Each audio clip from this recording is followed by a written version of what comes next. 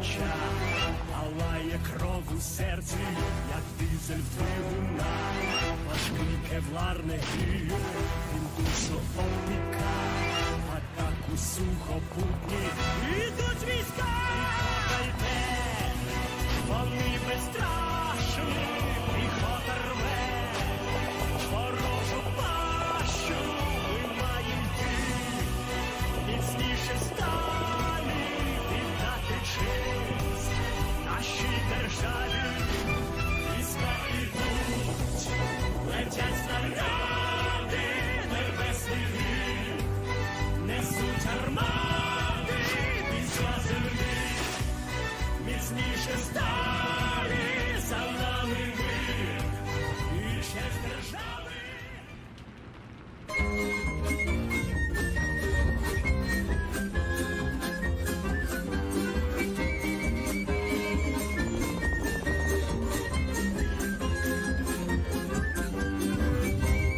Був похід далекий сурми, засурмили над великим лугом, хмари заплаки.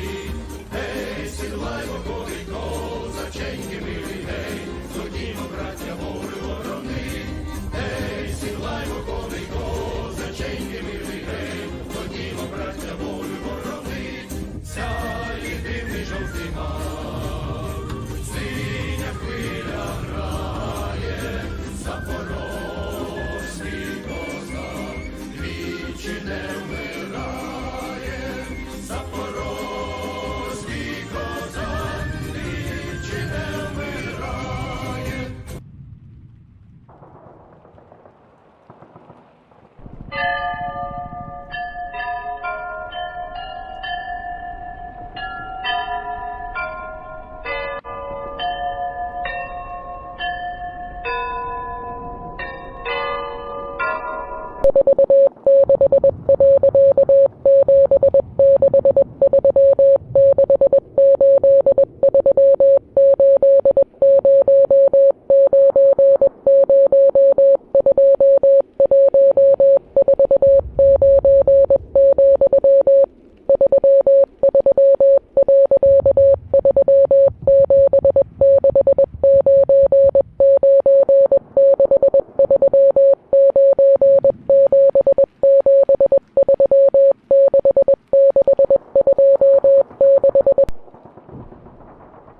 Ой, сумує тих зажуриться, коли довитоптала дідом степова орда. Виглядає сина мати, Україна душить у полоні бранка молода. Виглядає сина мати, Україна душить у полоні бранка молода. Сяє дивний жовтий мак, синя хвиля грає, запорозький козак двічі не вмирає, запорозький козак двічі не вмирає. Нам дорогу світять малинові зорі, то благословення рідної землі. Гей, ордини з полія, вечару морі, а козацька доля не клонять шаблі. Гей, ордини з полія, вечару морі, а козацька доля не клонять шаблі. Сяє дивний жовтий мак, синя хвиля грає, запорозький козак двічі не вмирає, запорозький козак двічі не вмирає.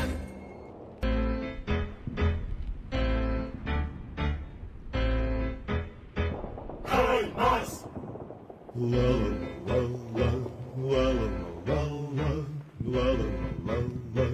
Хай нас! Із Америки приїхав наш надійний побратим, познайомтеся із ним. Хай нас! В росіян зі сраки дим. Хай нас! Ла-ла-ла-ла-ла. Хай нас!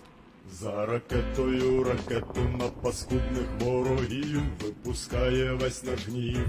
Хай нас! Робить все без зайвих слів. Хай нас!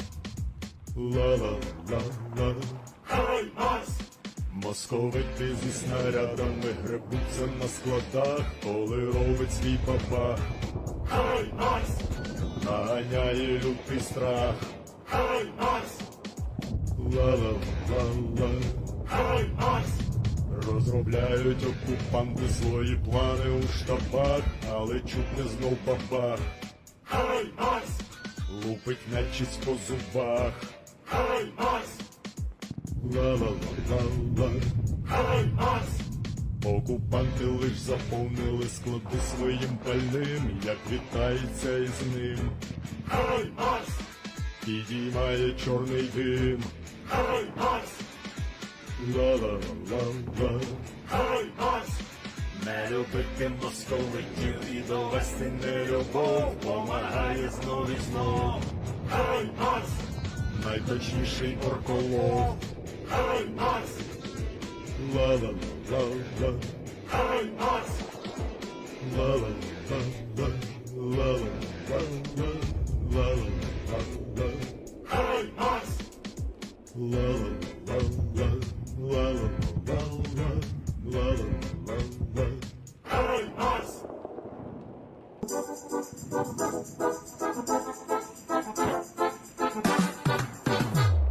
Прийшли окупанти до нас в Україну, форма новенька, воєнні машини та трохи поплавився їх інвентар. Байрактар. Байрактар. Російські танкісти сховались в кущі, щоб лаптем посьорбати довбані щі, та трохи у чах перегрівся навар. Байрактар. Байрактар. Приперли зі сходу до нас барани для восстановлення великой страны. Найкращий пастух баранячих отар. Байрактар. Байрактар. Їх доводи всяке озброєння різне, потужні ракети, машини залізні, у нас на всі доводи є коментар. Байрактар. Байрактар. Вони захопити хотіли нас зразу, а ми зачаїли на орків образу з російських бандитів. Робить примар. Байрактар. Байрактар. Російська поліція справи заводить, та вбивцю рашистів ніяк не знаходить. Хто винен, що в нашому полі глухар? Байрактар. Байрактар. Веде пропаганду кремлівський урод, слова пропаганди ковтає народ. Тепер нове слово знає цар. Байрактар. Байрактар. Байрактар. Байрактар.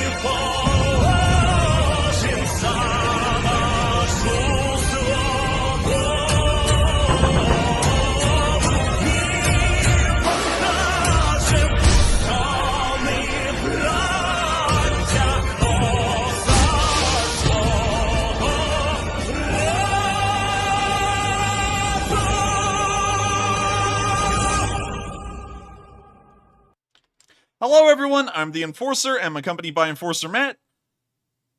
And good evening, everybody. It's Enforcer Matt, and welcome back to day 169 of the news and another great night of reporting on Ukraine. And of course, we have begun the very first day of the next week in this war in Ukraine, which has been dragging on for an entire 169 days, and as far as we can tell, it's going to be going well into the future. But we do have concerning news tonight to start off with at the Introductory nuclear power plant. Today, we have heard that artillery has once again struck the power plant, and I was skeptical at first to report this news as it did not have any video or picture evidence to back it up, but we did get a video today showing in the distance smoke rising in a massive column, one of the largest fires we've ever seen on film from the power plant today. Here's the video. It's incredibly short, but out there in the distance, this is taken in Inner and we'll also pull up Inner real quick, so that way we can geolocate this little video real quick and kind of show you from what perspective they're taking it from, so that way y'all can see that it is looking directly at the nuclear power plant. So we can see here the smokestack. We can see one of them, I guess you could call it a chimney more like, that is in this little video. It's somewhere around right there. You can kind of see it.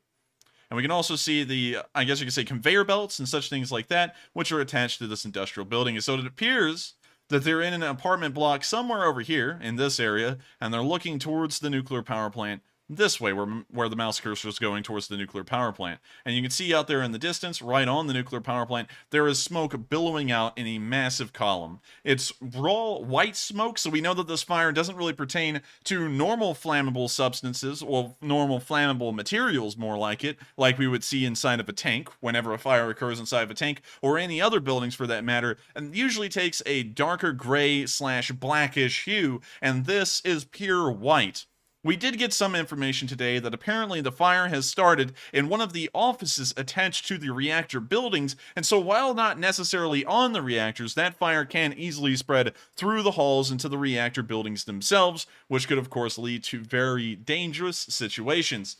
Just in case if y'all did not know, we planned a long time ago, in fact months ago at this point, to make a video on a nuclear power plant in Alabama called the Browns Ferry Nuclear Power Plant. It actually had a fire break out within the building, which then almost spread into the reactor hall itself of reactors number 1 and 2. This fire burned a pretty decent while, actually, about 10 hours long. It was hot enough that it burned most of the control cables to the reactors themselves. And at the end of it all, it was stated that if the fire had gone on for another hour and a half, both reactors would have reached a water level within them that was so low that they both would have gone into a meltdown. And so fires near the reactor core, near the reactor halls themselves, are incredibly dangerous and something that facilitates a lot of concern and worry, not only from the Ukrainians, but the rest of the world, as the damaging effects of radiation could extend beyond the borders of Ukraine into the Black Sea and everywhere else in the surrounding area, causing a complete disaster.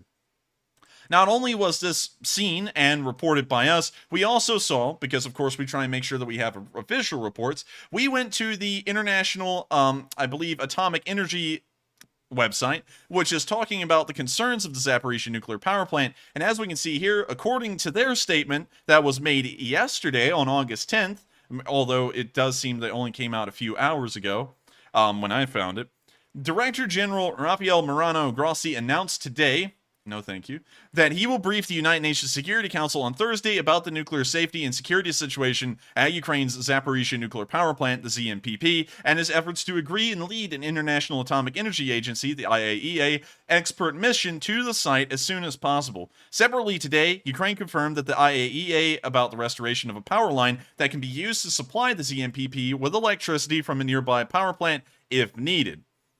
So one other thing that's also important, and a lot of people may not know about nuclear power plants, is that nuclear power plants are not entirely self-sufficient. Oh, wait a minute, hang on. It looks like we're having some connectivity issues right here, so bear with us. Let me check OBS. Matthew, are you still connected? Yes, I can still hear you, but I am hearing a few glitches, and it appears that the internet is cutting in and out. Oh, man. I'm sorry, everyone. If you're still watching right now, it appears that we are having some technical issues. We're going to try and persevere through that, so please just be patient, and we're going to try and continue on with the news as best as we can, but we're going to give it just a second here, so that way, hopefully, this little internet burst can blow over, and we can just continue on with the news, and y'all can hear it perfectly fine. So we're looking here, and it still says YouTube is not maintaining enough video to maintain smooth streaming. So, also, yes, the VPN is on. This is entirely a network issue. Thank you so much, Spectrum. I know there's people who work at Spectrum who watch this stream, and I just wish that the internet that was provided was better. So, I can actually see some people saying that they can hear us loud and clear and perfectly fine. So, we're going to still push on and continue on with the IAEA's report. Sorry about that. Director General Grossi said that this was a positive development, coming a day after the Ukrainian regulator informed that the IAEA that the znpp continue to have limited availability of off-site power.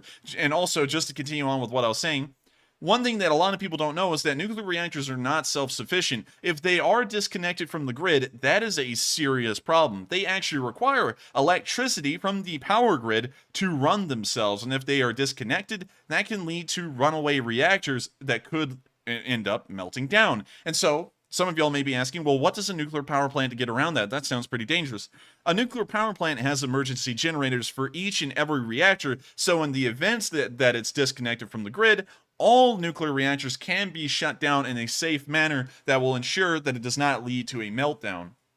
So what we're seeing right here is that the IAEA is discussing, as we talked about a while ago, about the down power line, the major high voltage power line that led to the plant and also fed some electricity to it to keep it running. Apparently, it still has limited availability to off-site power, but it appears that the situation is maybe being fixed, but we don't really have a clear answer here. It had earlier said that shelling on Friday damaged the plant's external power supply system, as we said earlier. In addition to the restored backup line to the thermal power plant, the znpp has one operational power line connected to the grid out of a total of 4 such lines. And so out of all 4 high voltage lines that connected it to the grid and of course fed it electricity to keep on running, only one of them is still operational. One tether of life. If that single high voltage power line is knocked out within the next week, the entire power plant has to go offline, and the question is, can it even go offline? Are the emergency generators still operational? There's a lot of questions to be had, and that's a very dangerous situation. The need for off-site power supply from the grid is among the 7 indispensable nuclear safety and security pillars that the Director General outlined at the beginning of the conflict, which is true, and that's also a general thing that we also looked into with Browns Ferry. Ukraine also informed the IAEA today that 10 out of the country's 15 nuclear energy reactors are currently connected to the grid, including 2 at the znpp, 3 at the Rivne MPP, and then the rest of the nuclear reactors in the country. And so we can see that even according to the International Atomic Energy Agency, things are getting pretty serious, and they may only get more serious as time goes on. Hopefully, a crisis can be averted, but considering that there is a fire pretty much on the reactor hulls as we speak right now, and we have no idea whether that was put out yet or not, it does appear that the situation is becoming incredibly dire by the day, and the Russians are never going to stop bombarding the power plant that they control. It's a very weird situation right now, and hopefully, if needed, we can step in and stop this. We also heard that the United States today is trying to negotiate an exclusion zone around the reactor where both sides would not be able to fight or occupy, which would, of course, maintain the safety of the nuclear reactors and make sure that nothing bad happens because of it. We're now going to be moving out of the Enerhodar area and moving south into Kherson, the Black Sea, and Crimea. Starting off in Kherson, we did see today that Ukrainian fire, artillery fire specifically, did destroy some Russian positions.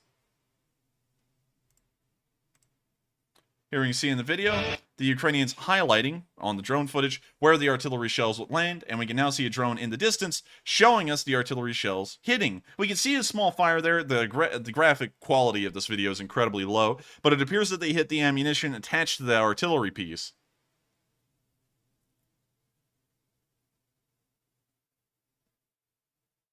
We'll say there's a little bit of snap, crackling, and popping going on down there, which does let us know that that artillery has been destroyed thoroughly. We can even see what appear to be secondary explosions of the artillery shells popping out. Well, actually, that appears to be more so of Ukrainian artillery fire still hitting the area, although I'm not entirely sure. It may just be stuff scattering out of the ammunition pile and exploding into smaller explosions nearby. Still an interesting video, and it does show that the Ukrainians are still inflicting casualties on the Russian forces here in the southern Kherson area. Moving closer to the city of Kherson, we saw a Stugna attack occur, which did knock out a Russian vehicle. Of course, this is using the Skiff version of the Stugna, which does have the Arabic interface on it. Here's the video. And I have to mute it. Of course, there's music playing in the background. We can now see them lining up the shot on the Stugna, firing it, and the Stugna missile is now on its way.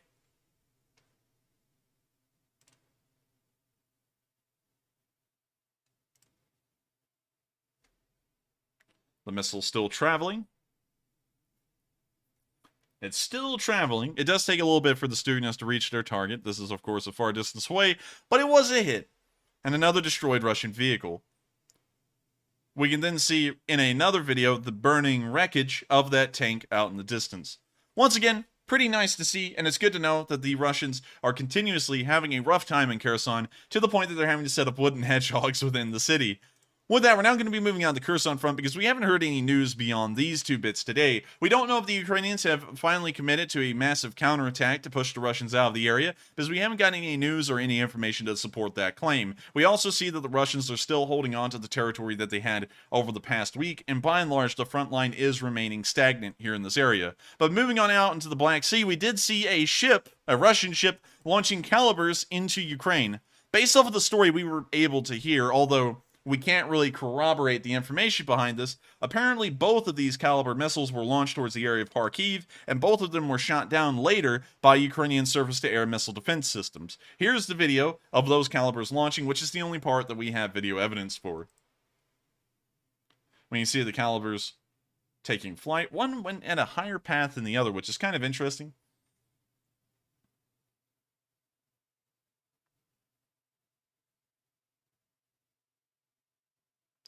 And with that, that's the end of the video. And I would love to see, I want to find the video evidence that backs up that both of these missiles were shot down. And we'll, of course, be looking for it. And by and large, we usually give the Ukrainians the benefit of the doubt with those kinds of, with that kind of information. Because if those two calibers had hit in Kharkiv, we would have gotten a video showing those missiles slamming into the city. But we didn't today. And so just putting the piecework together and making a pretty solid assumption, we're going to assume that both of them were shot down because they didn't hit their targets.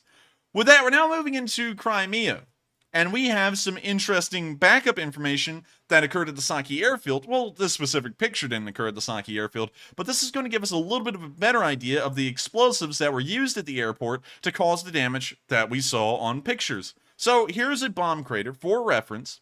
This is a Fab 500-2,000 kilogram bomb crater. That right there in the little red box is a Ukrainian soldier.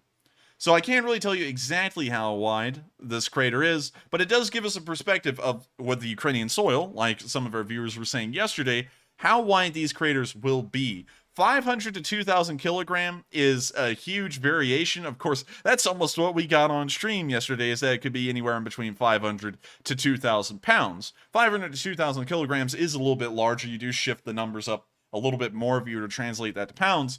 But it seems that everyone does have the general idea that the explosive had to have been somewhere in between 500 to 2,000 pounds, but we still don't have the exact information to say what it really was. But this crater is absolutely enormous. It looks like it didn't hit anything of note. It looks like it really hit in the middle of a farm field, fortunately, but still it gives us an idea of how big these bombs can actually get and what kind of damage they'll leave on the ground. With that, we're now going to be moving out of the airfield area, and that reference, just in case anyone wants to try and crack the Da Vinci Code, pretty much, of what kind of explosive and what kind of size it was that hit that airfield. And we're now going to be moving into the middle of Crimea for just general Crimean news. Russian tourism is booming. While the economy is suffering, and people can't get normal consumer goods, the tourists are flocking to the beach. They're flocking to the beach so much that in fact a lot of them are having to go home. As you can see right here in these pictures, the beaches are empty and the roads are packed. Apparently the Russians that are in Crimea on vacation have finally learned that Crimea, well, Russia is not necessarily having a cakewalk in this war. If they're having a cakewalk, then why did massive explosions occur at the Saki Air Base down here in Crimea? And so a lot of them have decided it's time to go home. And so they've left the beaches en masse. There's absolutely no one out there on film except for one person right there, but nobody at all. And we saw this on video literally just the other day when the airfield attack happened, and it was chock full of people. And now they've all gotten back in their cars and they're driving back to Russia. Pretty interesting to see, and by and large, I gotta say, it's kind of a little ironic. And I don't think the Russians will be able to keep the lid on this stuff for too long. People are going back home, they're freaking out, they're probably in pandemonium over what they saw, and they're going to start telling everyone in Russia what they really saw in this war. That makes it seem like the Russians are flat out lying. And of course, as we know, the Russian government flat out lied to the public because their first statement on Russia Today, which we put on stream, was that no damage happened to the airport, no personnel were killed, nothing happened, it was a minor explosion, and it was largely contained to an area of the airfield that had no significance. Nothing happened. And they told that to the Russian public. Now all these people are going to be coming back saying the complete opposite of what that official statement from the Russian government said. And now people are going to start looking at the Russian government and thinking, well, how much have they lied to us about? How many other things have they said that is not true? And a lot, actually. We've seen a lot of it on stream. So with that, we're now moving out of Crimea, and y'all can see that the tourism industry in Crimea is apparently going to be having a slight decline over the next few days and weeks, maybe even through the rest of the war. Moving on out from Crimea for a second and towards Switzerland, we've actually heard that the Swiss have taken an active role in the diplomatic negotiations in between Russia and Ukraine, much like they try to do in every single war. Of course, the Swiss try and keep out of everything until it comes to the diplomatic and banking side of things, and then they're all into it. Of course, that's a joke. Switzerland's a beautiful country full of amazing and interesting people, much like everywhere else, but we can see the official news article here showing the Swiss delegation, along with the Ukrainians, agreeing that Switzerland will represent Ukrainian interests in Russia through their own embassies and their own, I guess you could say, diplomatic staff. We will have to see how that turns out, but usually the Swiss do take the, I guess you could say, whenever given the opportunity, the role of the neutral third party who helps to broker peace deals and such things like that. We could also see that at the beginning of the, well, actually the lead up to the war, where most, I guess you could say, diplomatic discussions in between the Ukrainians and Russians almost always occurred in Switzerland or with a Swiss delegation nearby as a third-party arbitrator, pretty much. Moving on from Switzerland and into Norway, we've also heard a little bit more interesting news that not only are the British, the Canadians, and the Finns giving training, and the Swedes as well, giving training to Ukrainian soldiers, but now Norway has also stepped in, and they will also be providing training to Ukrainian troops. We were able to verify this through the Euromaidan press. This kind of stuff is really hard to lie about because the Norwegian government could just come out and say, no, we didn't. And we can actually see here another link, according to this post, from, let me make sure we got this correct, an official Norwegian news website, NRK, which we'll pull up real quick just to verify. NRK, it's a broadcasting company, is the Norwegian government-owned radio and television public broadcasting system. So any kind of news from Norway coming from NRK is, of course, state-approved. And so this information is corroborated to be true just because of the connection in between NRK and the Norwegian government. Obviously, NRK is not going to go and say something that's a straight-up lie about what the government's doing. And we can see here that they have made the statement that the Norwegians will be training Ukrainian forces in... Let's see, Norway is positive about the British initiative. Okay, so I was about to say, I was like, they're going to Britain? No, they're not. They're actually going to be training soldiers in Norway on, of course, European doctrine and tactics, adding a whole other group, a whole other country to the list of nations that have been helping to train Ukrainian soldiers, and hopefully, through this initiative of multiple countries in the Western world helping to train these soldiers, they will be able to churn them back out, send them to Ukraine with better training and better expertise than they had before. As y'all may know, the Western militaries and their doctrines are far beyond the Eastern doctrines that the Russians and post-Soviet states are using by miles. And so being trained under that doctrine is a massive help to anyone who's able to reap that knowledge. Finally, before we move on back into Ukraine, we're going to travel to Moscow for a minute. And of course, we hear of fires occurring in Moscow on occasion. Every once in a while, it's on a supply depot like the Amazon of Russia's. Sometimes it's on air conditioning units on skyscrapers, which you really can attribute to sabotage all the time because it may just be some kind of a faulty system up there. I don't know why saboteurs would attack the air conditioning units. But moving on from that, we've seen a lot of fires occur in Moscow over the course of this war. This one was about the most interesting one I've ever seen. On the outskirts of Moscow, in a military base in the, I guess you could say, suburb of Dolgoprudny, there was a massive fire on a Russian military base. And we saw this on film, and I have to say that it's very hard to not say that this was Ukrainian sabotage. There's no way that these barracks have lasted this long north of Moscow without a fire happening on them before, and now one occurs and burns down the entire barracks. We can see the fire raging there on the barracks, and apparently they were made of wood, which tells you the amount of money that the Russian government actually has to build decent barracks. And they are going up like a wood fire, I gotta say.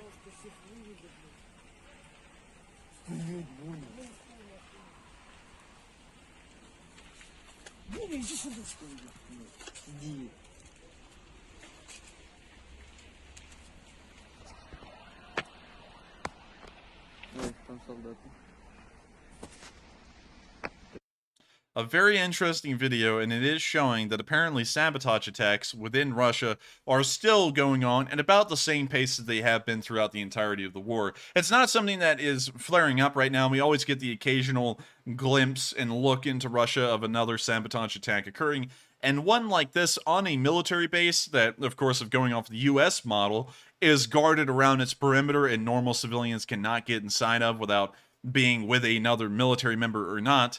This kind of fire would have to have been caused either by Russian incompetence, which is a plausible option, or a sabotage attack, which seems to be more likely considering that Russian incompetence hasn't led to the burning of the entire Russian military's barracks and bases across the country for decades, even about 100 years if you consider the Soviet Union as the same country.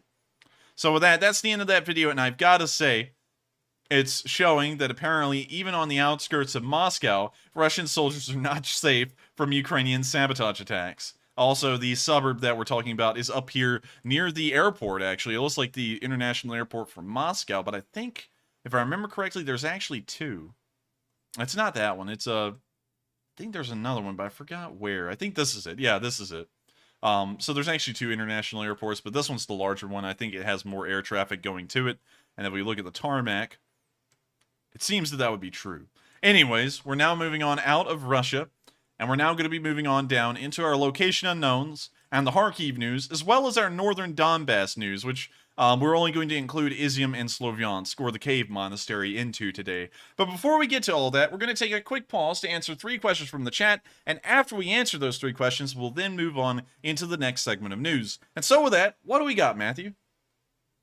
All right, folks, and it is now time for the first question segment of the stream. And up first, we have to address the poll. And the question was, why do you think the Russians keep playing wild and loose with nuclear power plants? 22% of you said they are trying to intimidate NATO. 6% of you said they are ignorant of the danger. 29% they are reckless and don't care. And 43%, which is the largest option, is all of the above. And I would have to agree with the 42% now that said all of the above. However, if I had to pick one of the top 3 options, I would say they are trying to intimidate NATO. But Enforcer, what are your thoughts? I would have to say that my pick would actually be that they're reckless and don't care.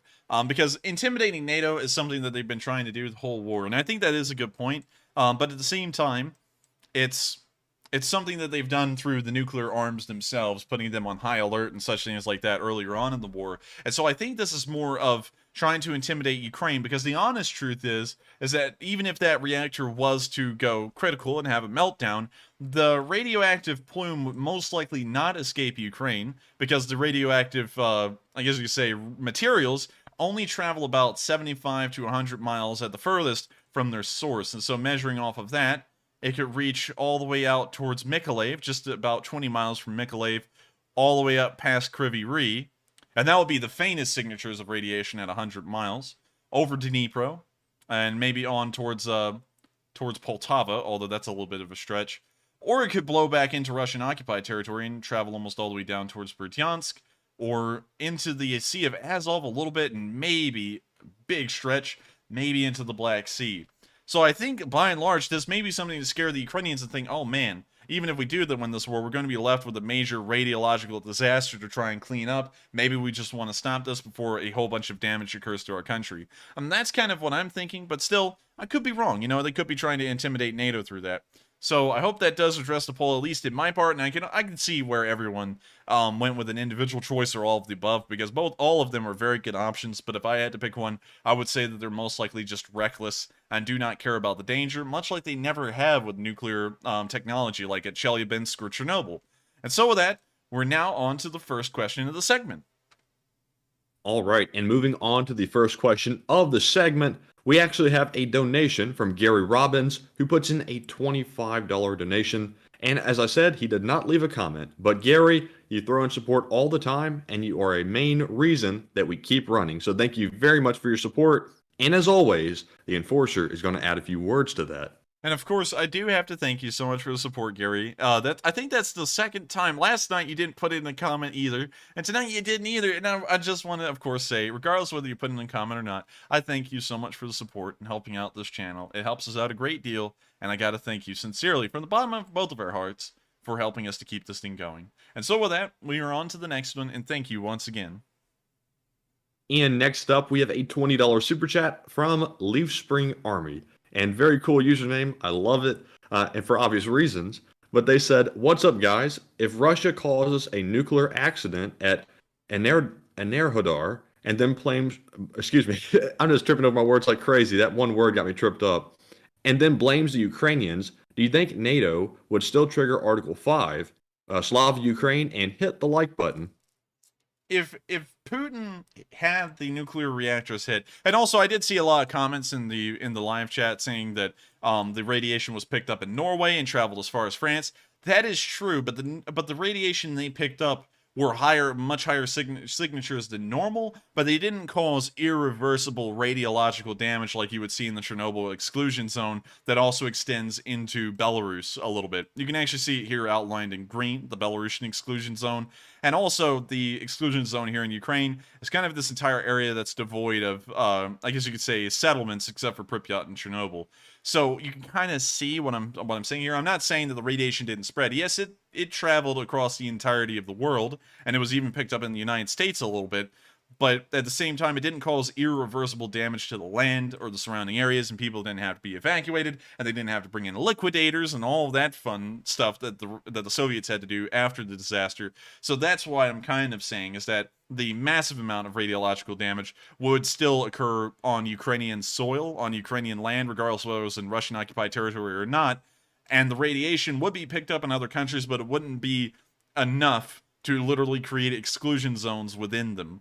So with that, hope that kind of does address the live chat real quick. And to answer your comment, your super chat real quick, if they did attack the Zaphorizhzhia power plant, it would depend on the context and if, for some reason, the spread of radiation was not contained and it just started to flow over Romania for a solid month, and the radiation was so bad that a massive swath of land in the south of Europe just became uninhabitable. That may invoke Article 5.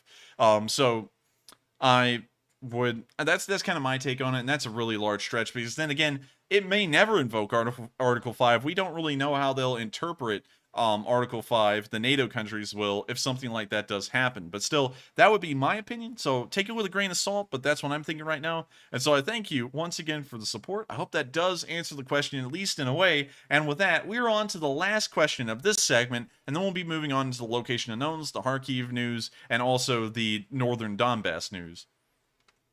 And for the last one of the segment, we have a $20 super chat from Psyops, who says, "Today we make Enforcer Matt fat. All aboard the donut fund." And that'll be hard to do, Psyops. I have to say, if you've ever seen me, that'll be very hard to do. But I actually plan on going this weekend and getting some donuts, but I'm saving it for the weekend just because. But thank you very much for the support. And I know it wasn't addressed to the Enforcer, but do you have anything you want to add? I mean, no, not really. I mean, he's trying to kill you through cholesterol and diabetes, and you know, I don't really understand why you want to kill off Matthew, because he's pretty cool, and he also does help me out a lot with these streams when they're running. And so, I mean, like, I see where you're coming from, but at the same time, everyone, please don't kill Matthew through the donut fund. And so, with that, thank you once again for the support. It's thank you once again for helping us to keep the channel running, and we will make sure to eventually get some donuts. And with that, we have answered the last super chat of this segment, the last question of this segment. If you have sent in a super chat, do not fret. We will answer every single one of them by the end of the night, and we're going to try and get to as many live chats as possible as well. And so with that, we're now going to move on into the next news segment, starting off with the location unknowns, where we can then see a Ukrainian drone taking out a modern anti-tank system that the Russians have deployed. According to the caption here, it's an RLK-MC-A or an ROSC-1. So let's pull up an ROSC-1. Okay, apparently that's not it. Apparently that doesn't mean anything. So let's type in an RLK-MC-A-ROSC-1. There we go. So apparently, let's take a look at this. This looks like an image of the vehicle. And I don't really know a lot about it, and it doesn't seem like there's a lot of public information on it, rather than what came out today. Troops will receive... Oh, that's a Russian website. Let's get off of that. Let's see. Man, I don't think we'll be able to find any information on it. It appears that it's a largely obscure vehicle, but we can see here that it does look like one of the more advanced, technologically advanced vehicles that the Russians are probably using, and I would assume, with the technology inside of it, it probably costs a couple of million at least. Usually these kinds of technological vehicles are fairly expensive.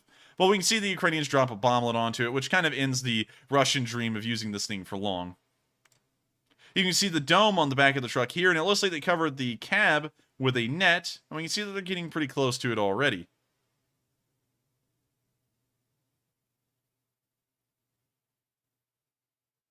Now see them dropping another bomblet, which then explodes. Wait a minute. Correction here.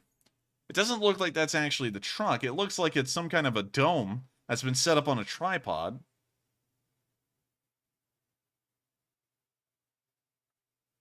And when you see the explosion going under it. So I'm not exactly sure what that is. I don't think it's exactly what the caption said, but still pretty interested to see the Ukrainians hitting something, although we really don't know what that thing is. Apparently, I see some people saying it is a BA1100 in air defense. So let's pull that one up real quick and see if that's it. BA1100 in. It looks like that was all one word, so we'll go back and do that again.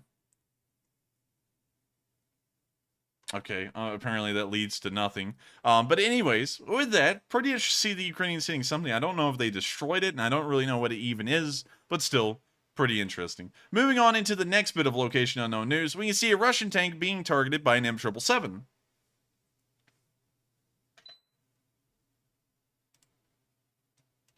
We can see the tank firing here, and then the footage was sped up as the Russian tank races back to a garage, pretty much, to go and hide in. When you see the tank make it to the garage, it looks like it's trying to pull off a little bit of a turn, and is now backing into the shed. We can now see that same shed in a different drone's film being hit. We see one of the shells land right beside it, another shell landed further up the road, and this time it looks like the shell actually punctured through the outside of the shed and exploded inside. We now see the smoke billowing out of both ends. Billowing out of both ends. And now we can see white smoke coming out of the front of the shed. Now it appears that it's been replaced with black smoke, which is of course the sign that a vehicle has been hit and is on fire.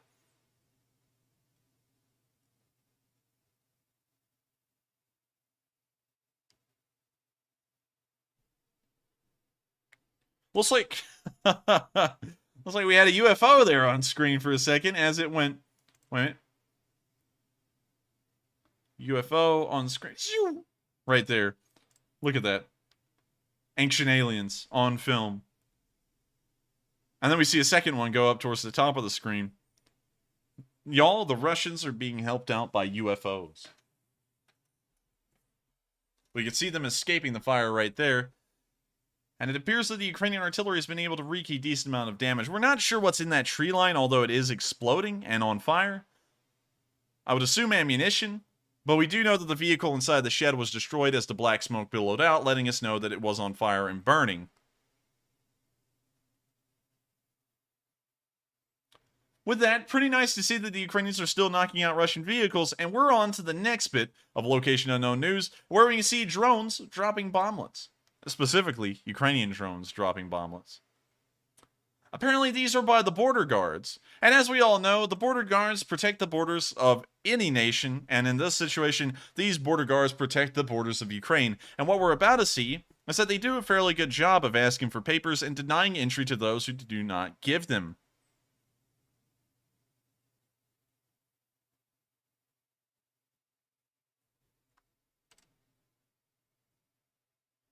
We now see the bomblet being dropped.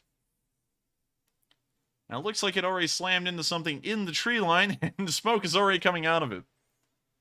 We now see it cut to another bit of film where we can see another bomblet exploding on the ground. But we couldn't tell if it hit anything. Now we see what appears to be the outline of a Russian armored personnel carrier. And it looks like they're about to hit that, and they did. We already knew it was about to happen in advance. We don't see any smoke coming off of that APC yet, though, so it may have just been a glancing hit.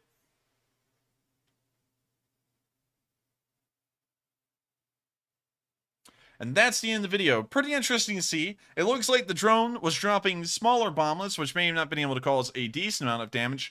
But if placed properly, which this would be a very rare hit, it could have detracked the vehicle or maybe caused a little bit of damage to the engine. But considering we didn't see any black smoke, we cannot confirm, unfortunately, that these vehicles were destroyed. Moving on into the next bit of Location Unknown News, we can see the Russians being hit by artillery again. The Ukrainians have been having a little bit of a heyday with slamming the Russians with artillery over the past 2 days, and today has been no exception.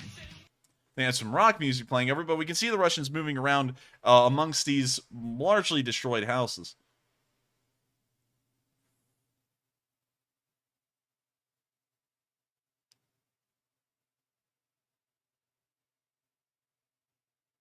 We can now see that the artillery is already raining down on them as there's smoke billowing up, and a red square shows us where one of the Russian soldiers is.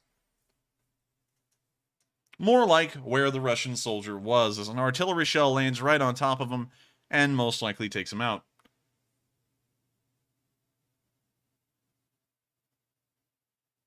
That's the end of the video, but a pretty interesting one to see, and I've got to say, it's always good to see that the Ukrainians are helping in their own, and of course, in the only way they can, to end this war sooner. Every destroyed Russian unit and every destroyed Russian vehicle is bringing this war to a close at a sooner date rather than later. Moving on into the next bit of Location Unknown News, we can then see a javelin takedown. Javelins are always taking things down, but I'm always wondering if anyone's bringing the javelin up, because we never see anyone doing that. That was kind of a poor joke, but we can see the javelin slamming into the tank down there. Of course, low graphics. Sorry about that again, everyone, but a lot of these videos have low graphic quality. And we can see the tank continuing to move down the road, although it has been damaged significantly.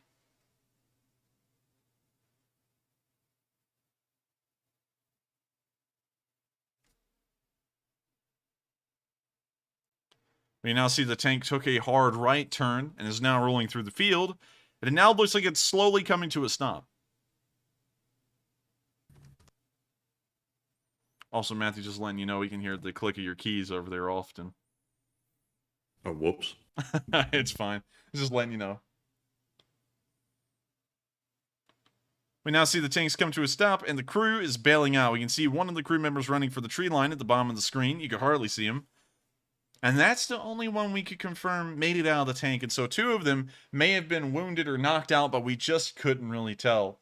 Also, real quick, everyone, I want to say this once more. I'm sorry for the internet connectivity issues because I'm looking over at my control board, and our connectivity issues are so bad that we have about 400 people, more or less, entering the stream and leaving it according to the YouTube studio right now, which tells us that the internet connectivity issue is a little rough. If you would like to help us out with persevering through it, make sure to hit the like button, which lets more people know that we are running, so that way they can come in here and enjoy the rough internet we're having, along with everyone else. So with that, we're now going to be moving on into the next bit of Location Unknown News, where we can see a Russian MLRS being used inside a city. Now, before I start this video, let me pull up Amnesty International. And let's go to their #1 article that they've written. In fact, it's one of the ones they advertise when you click on their website. Ukrainian fighting tactics endanger civilians. Military bases set up in residential areas, including schools and hospitals. Attacks launched from populated civilian areas. Such violations in no way justify Russia's indiscriminate attacks. Doesn't say anything about the Russians using the exact same tactics, according to what they're claiming with the Ukrainians, which have killed and injured countless civilians. Now that we've seen that the Ukrainians are the only sick people to launch attacks from inside of populated urban areas, let's watch this video of the Russians firing an MLRS right by a cafe in the middle of a populated city.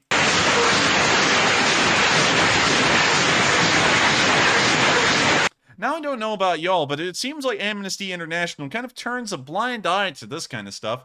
If you're going to sit there and say something about the Ukrainians, which we've never been able to see or confirm on film, every time we see them, they're outside of a city. And on top of that, one thing I know for certain is that a lot of civilians in this war, a lot of citizens of Ukraine, have been filming literally anything and everything they can. And if a Ukrainian unit was firing in the middle of their city, we would have gotten a video of that at some point.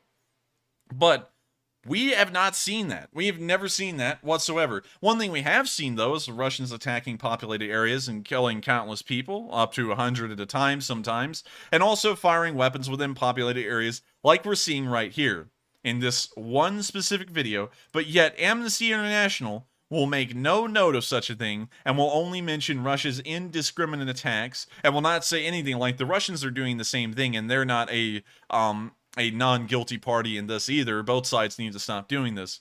And once again, we don't even have any evidence of Ukraine doing this in the first place. So I'm going to let this video continue.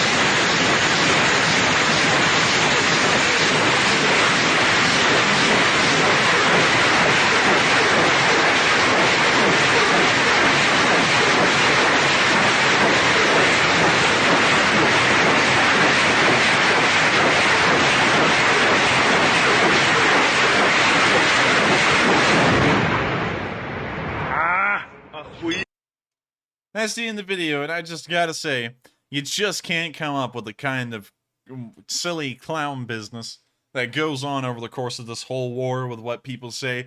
And I don't even understand why Amnesty International would put out such a stupid letter on something that can't even be confirmed. We've got really no video evidence of such things like this occurring. We've never seen it. And if we had, I would have shown it on stream because it is military action regardless of where it is being fired from and used. It's news, and it shows us what's going on the front lines. We've never gotten videos like that. And so I had to revisit this again real quick because everything they alleged that the Ukrainians were doing, that the Russians apparently are not doing, rather than indiscriminate attacks, we've now, over the course of the past few days after this article was published, been able to find proof that the Russians have done literally everything that they have claimed the Ukrainians are doing. And then no proof whatsoever of the Ukrainians doing the exact same thing. And so with that, we're going to be moving on from this bit of location unknown news and on to our last bit, where we can see that the Ukrainians have managed to capture another Russian tank. Here on this clip, we can see a nice track, a very nice track as a matter of fact. It looks pretty decent really. It's a solid metal one though, no rubber pads on it. In the next picture we can see it's on the back of a military transport truck and it's a T-72B3. Let's all give a round of applause for Ukraine for capturing another intact, fully operational T-72B3. These things cost around $3.5 million a piece, and the Ukrainians have managed to capture another fully operational one intact. Not only that, it probably comes with the ammo free. The Russians are always generous with the amount of support they give the Ukrainians. And so with that, we now covered all the location unknown news, a pretty interesting bit today. And with that, we're now going to be moving on into the Kharkiv area, where we've seen an unfortunate sight. The Russians have used incendiaries on the outskirts of Kharkiv, which we can see here in this film. There are the glitter of the incendiary rounds as they fall to the ground and burn anything in their way.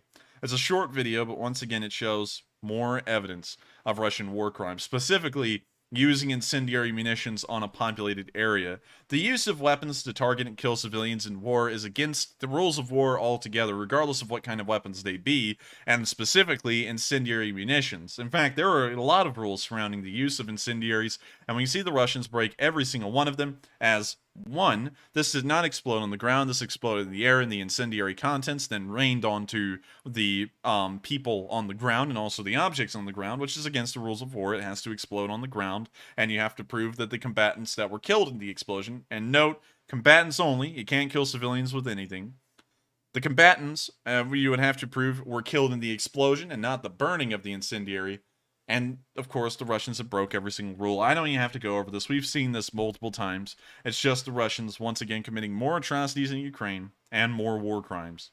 With that, we're now going to be moving on into the next bit of news, which is actually out of the Kharkiv area because we haven't gotten any frontline news to speak of. The only thing we can see is, of course, the Russians committing atrocities, and beyond that, the front line has remained stagnant. It doesn't appear that either side has committed any kind of major activity today, and we will, of course, keep an eye on this and make sure that nothing does change, but if it does, we will make sure to update everyone and let them know. The same has been said about the Chuiv and Balaklia area. Once again, all quiet on the eastern front. Not the western front, but the eastern front this time.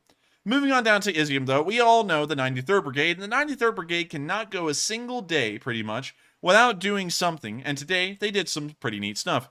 We saw the 93rd hunting down Russians in this video. And of course, with a javelin. Here's the video. Have to mute it, but we can see them using a nice pickup truck, and for some reason the Ukrainians use a lot of these things. I would say that this specific model of pickup truck is like their version of a Toyota Hilux. But honestly, it's a lot better than a Toyota Hilux. It has an extended, I don't know what the actual name for that, Matthew, is. Extended cab? Probably so, yes.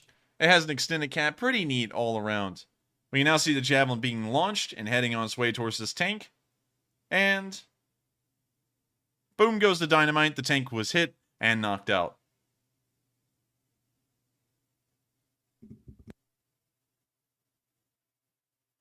We now see the tank coming to a stop after being hit by that Javelin.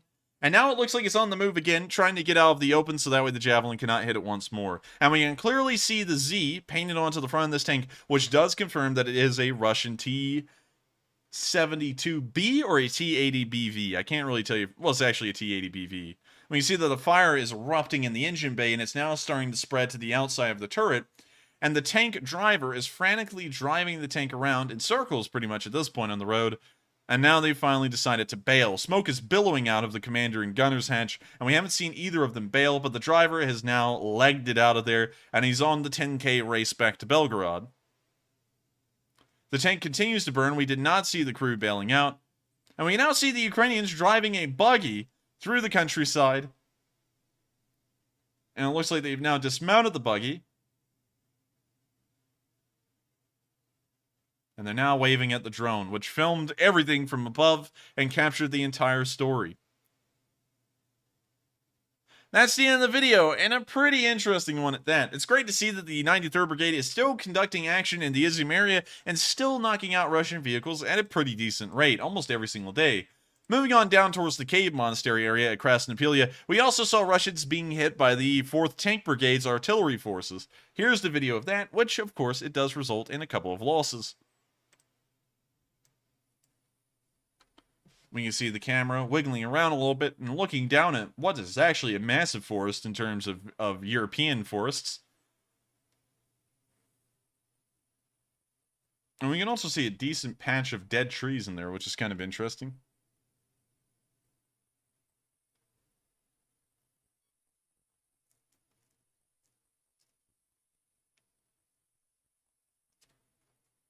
We now see the artillery slamming into the open area where the vehicles most likely are, although we haven't been able to see them yet on film. Now we can see them. 1, 2, 3, 4. 4 vehicles. We're not really sure of what kind yet, but we can see that they're right on the edge of that tree line of dead trees. The artillery appears to have exploded in the trees behind the vehicles, and of course the artillery will most likely adjust and start to hit right on the edge of the tree line.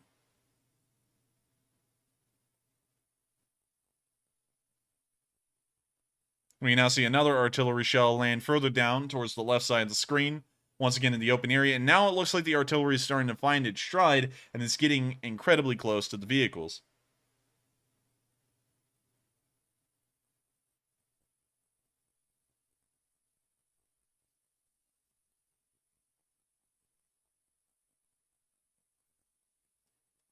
Now we can see that one of the shells may have landed right on top of one of the vehicles, perhaps knocking it out, but we'll be waiting for that black smoke of death to make sure.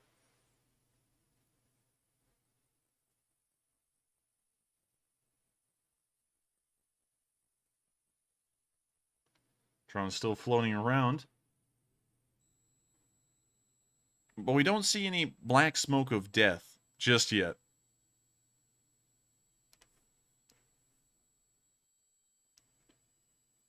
Now see another artillery shell land. Well, it looks like it was incredibly close, right on top of a vehicle again. But we'll still have to wait and see if there's any black smoke of death, showing us that that vehicle was destroyed.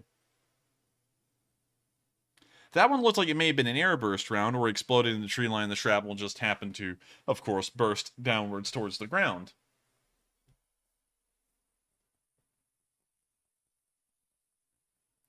You can see a closer zoom in there of that tree line. We can see one vehicle there. We don't see any vehicles here in the tree line anymore. It looks like they may have tried to move on.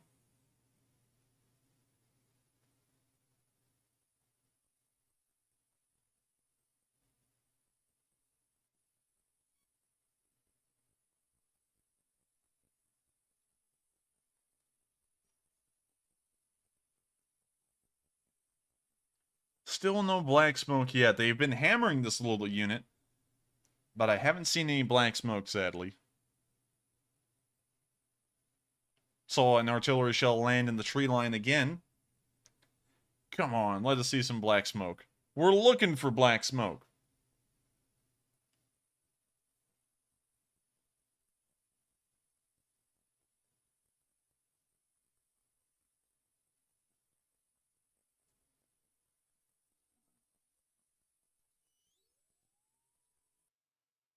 That's the end of the video, and sadly, we didn't see any black smoke to show us the vehicles getting destroyed. And so sadly, we cannot confirm that any Russian vehicles were destroyed in that film, but still, the artillery did give them a run for their money, but unfortunately, no dice.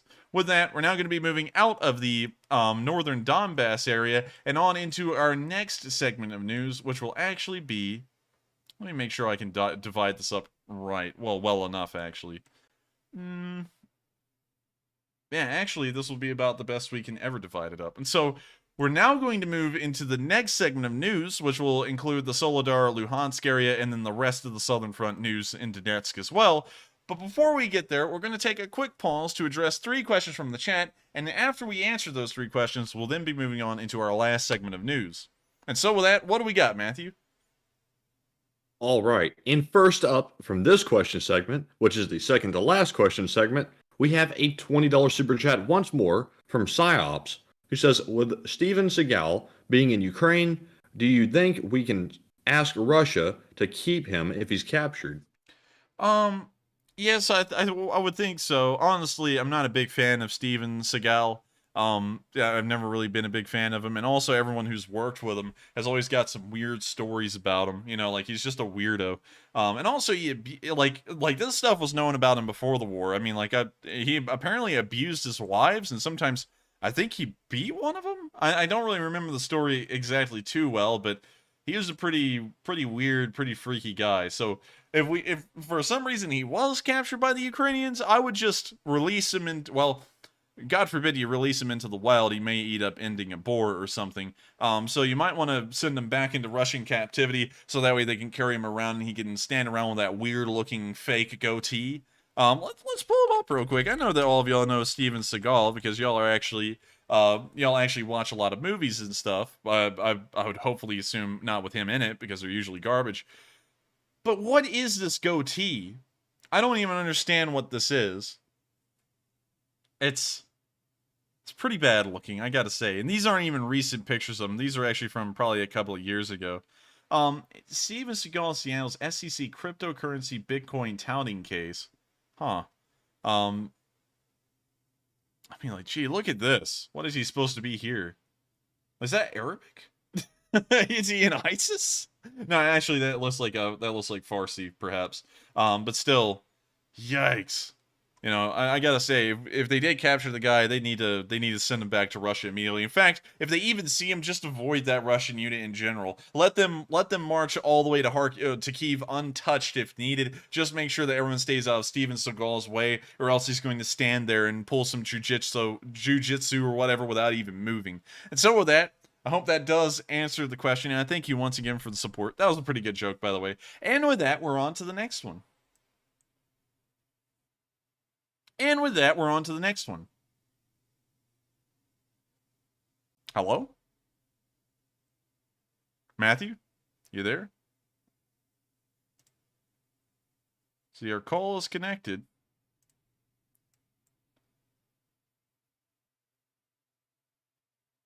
One second, everyone. I'm going to be right back.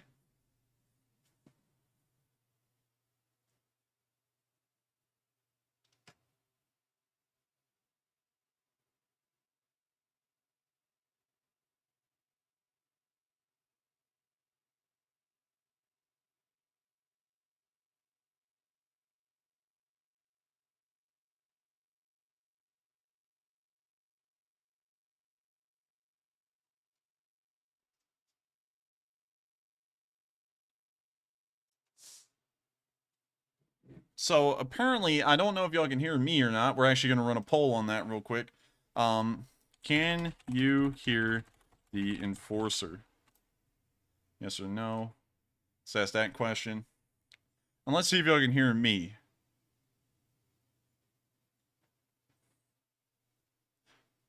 So let's see if we can get an answer to these questions. Hopefully, yes is the answer. Okay, so a lot of y'all can. So let's see here. Make sure, okay, that's connected.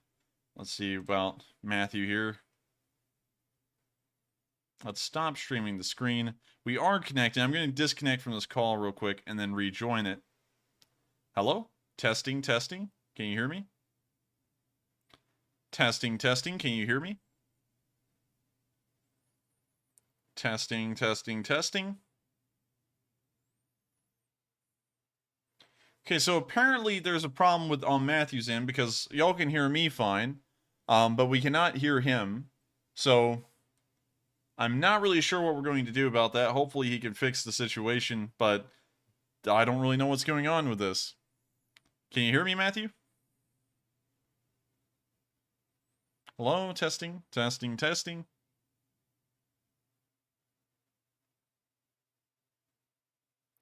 I'm sorry, everyone. I'm not trying to sit here and bug y'all with this, but I've got to make sure to have Matthew connected before we can move on, because of course he has all of the questions. So, I hate to say it, but we're going to have to just move on into the next segment while Matthew tries to fix this. I'm not sure what exactly is happening, but I'll just send that to him over the phone, and we'll have to conclude this question segment for now and try and get back to y'all's questions in a bit after he can hopefully fix the issue. So, we are going to move on, try and fix the issue until the next segment. Feel free to interrupt me to see if it is working. All right, so we're going to be moving on. Sorry about that, everyone. Apparently there's been a small little technical glitch tonight. But with that, we're going to be moving on out of that question segment. Sorry once again, everyone. And we're going to be moving on into the next one, which of course includes the Bakhmut area and Luhansk and the rest of the news for the night. So moving on down into the Yakovlivka area, we can see that the Ukrainians were actually able to destroy 3 BMPs today in a single spot. And so, here's the video. I actually got some pretty bopping music. We can see one of the BMPs right there. It looks like it might be a BMP-2.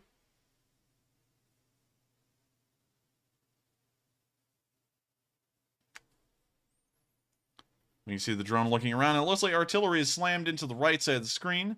And we see fire coming out of one of those buildings. And now the artillery has hit one of the BMPs, causing it to explode. Enforcer, can you hear me? Yes, I can. Well, now you're breaking up a little bit.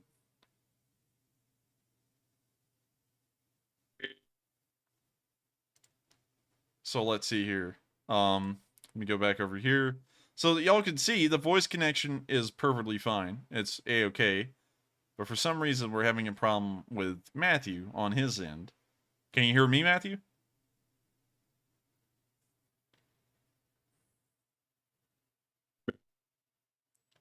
We heard you for just a second there. I know the internet connection's good. Wow, we were having some bad problems here. Also, let me make sure to share my screen with him. Just so that way he can make sure to follow along.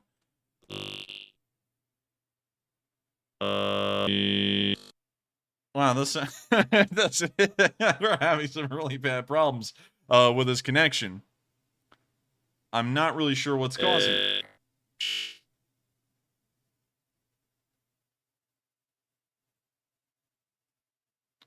Man, I don't know what would be causing this. I'm sure I'm about to get interrupted by some robotic noises again.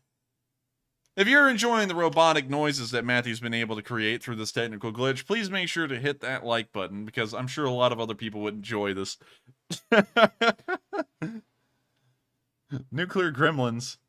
Yikes on bikes. Oh my gosh. Matthew, you there?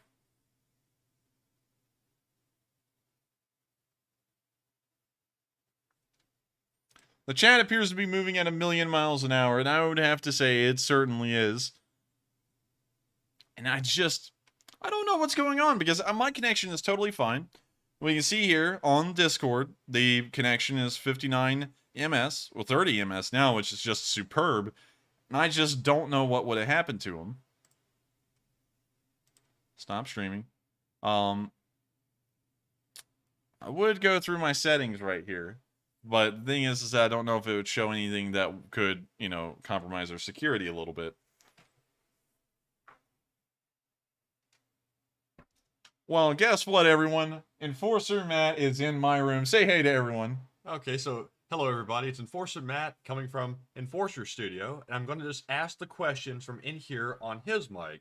So, Enforcer, would you like to resume the question segment? Yes, go on ahead. All right, so this is not awkward at all. But next question we have is from Psyops, once more, who puts in a $20 donation and says, an even bigger question, with the current skill of orc troops, does that make Steven Seagal's fighting skill actually work? Haha.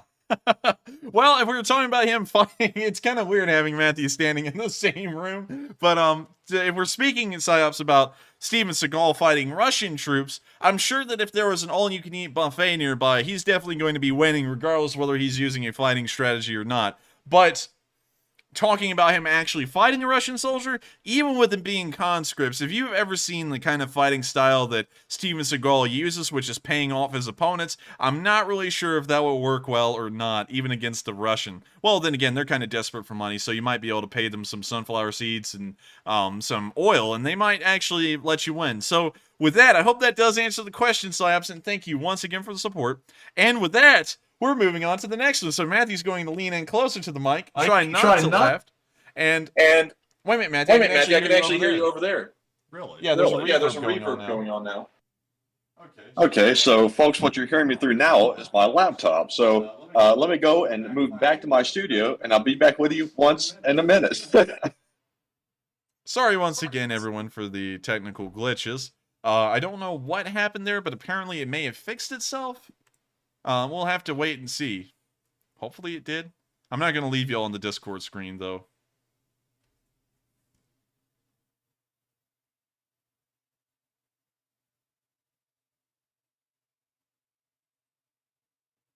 Matthew, can you hear me over there?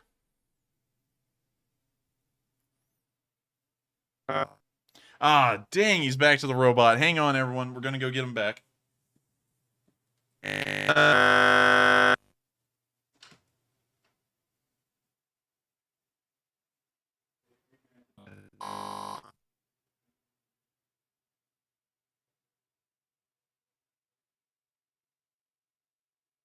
Fun times, Crimean.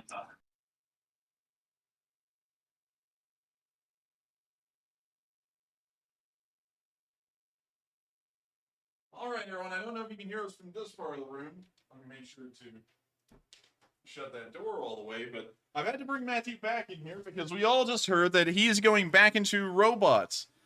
So with that, I hope we were able to answer that question, Psyops. Thank you once again for the support, and we're now going to move on to the final question in this segment, which we dragged Matthew all the way back into this room for, and after that, we'll then be moving on to the rest of the news.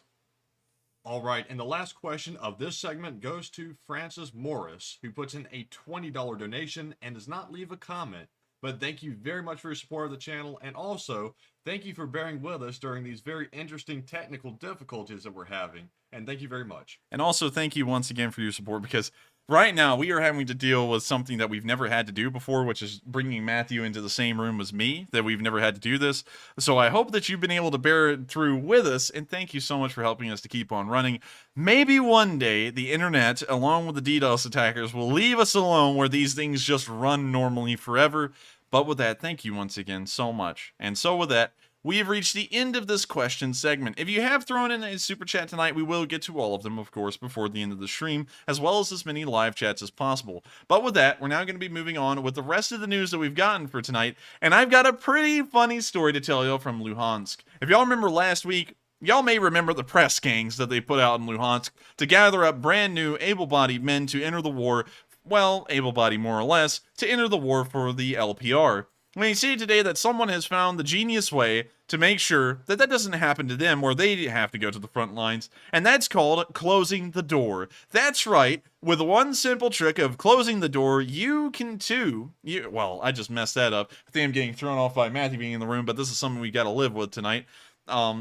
You too can actually stop yourself from becoming a LPR conscript by simply closing the door in front of their faces. And so here's the video of a guy doing just that.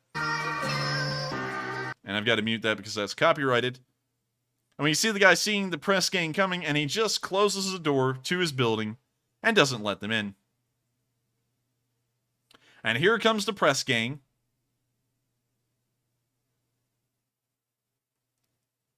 Walking up to the door. They try and open it, but it's locked. And they're like, hey, it's locked. What do we do? And they're like, aw, well, I guess we'll just have to go find someone else. And they just start walking off.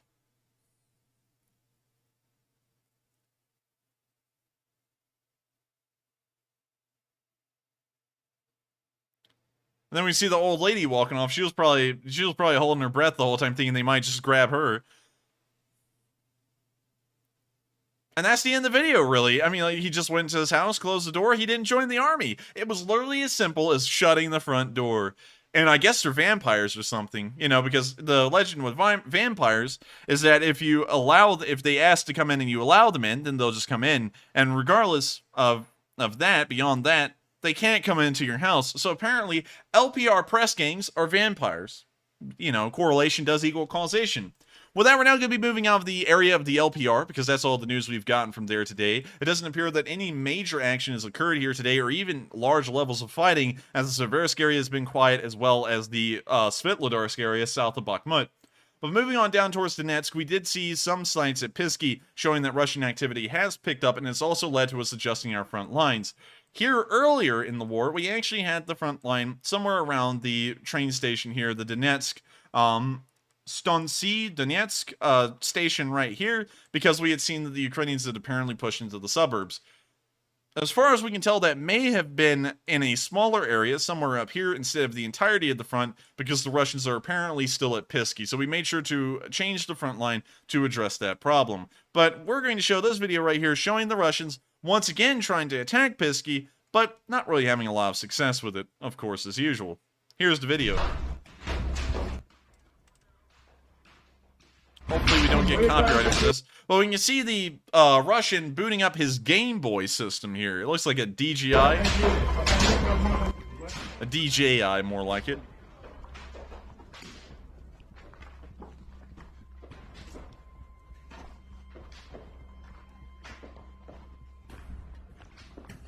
We now see them walking through the abandoned ruins of this building and playing on their Game Boy, as that's the only thing you have to do these days in the war. Nothing more important to do. They're now taking the drone off and flying it, but thankfully enough, they don't really show us that.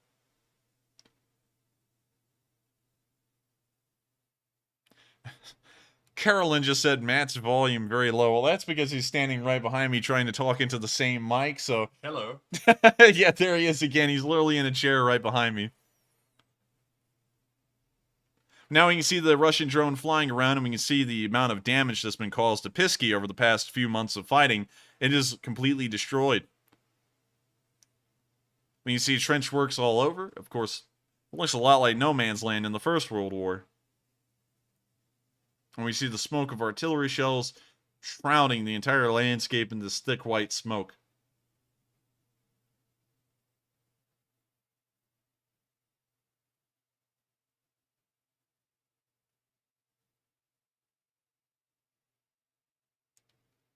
We now see the drone operator adjusting his drone.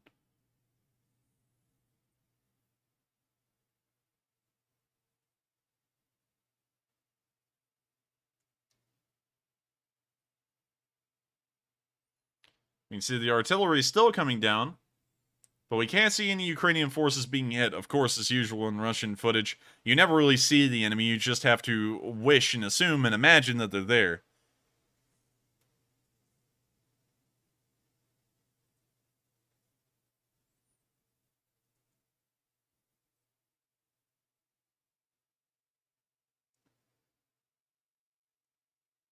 And you see the drone still looking around. We don't see any Ukrainians still in the video. It's been a whole 2 minutes and 17 seconds. No Ukrainians in the entire video. They're now looking at the same trench from a different angle. I guess they're trying to sell you on it's a different one. And they're still looking around. No Ukrainians in sight.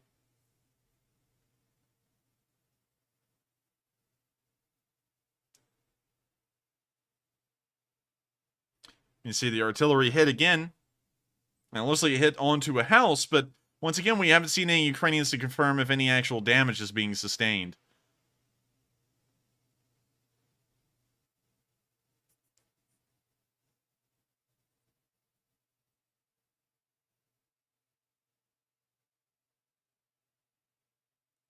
The artillery is still coming down on a very similar spot as to before, but we still don't see any Ukrainians as of right now.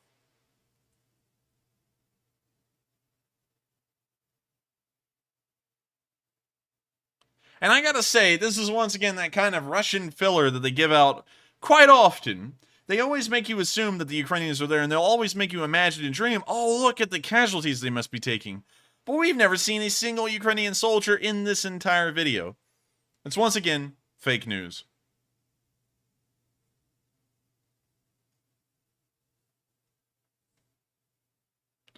So Matthew is now attempting to go back to his room and see if the microphone is working there. Hopefully it is. Hopefully he doesn't sound like Stephen Hawking, but we'll just have to wait and see.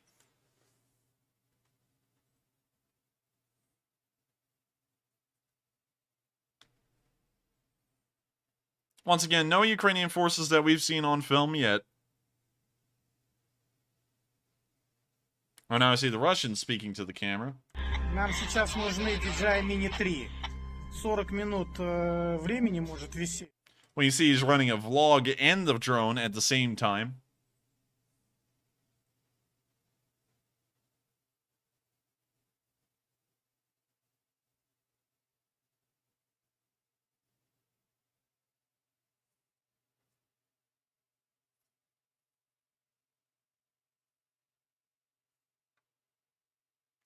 Looks like he's still talking to his guy over there on his right side. But we haven't really seen them hit any Ukrainians, and they're very cheery and proud of that fact. Well, that's the end of the video, and of course we already knew what we were getting into before we got to the actual video. This is Russia Today, so you can't really expect a lot from them. With that, we're now going to be moving on out of this bit of news, and then into the next bit, further back behind the lines, where we can see a toss firing at Pisky. We've seen this often, and honestly, it's not surprising to see the Russians using thermobarics on a populated area once again, and it looks like Matthew said, answer my Discord call. So we're going to hop into it. Hello? Hello? You're still a robot. Oh, man. Well, I don't know. Can you hear me now, Enforcer? I can hear you right there. Can you speak a whole sentence for us real quick? This is Enforcer Matt, and hopefully he doesn't sound like a robot. You don't sound like a robot, but the audio quality is low. Just for everyone to know, what did you do to fix it? So it's actually a problem with my mic. I have no idea what has happened, if the cable is faulty, but I'm actually on my computer mic, so that's why it sounds so pitiful. Alright, so now with Matthew on a microphone that's the quality of a Skype call, we're now going to continue on, and it's going to have a very, very amateur feel to it, but, you know, then again, we'll have to see what the problem is with his microphone. We actually use the exact same one. So that's kind of interesting that he's having a problem with his. But anyways, we're now going to let this video continue of the toss strike on Pisky. And once again, I have to note that they're using thermobarics on the civilian area. This town of Pisky, although it has been on the front lines, could still have people inside of it, as far as we know. And the Russians are landing thermobarics right onto where civilians may be. Here's the video of them pridefully showing that very thing happening.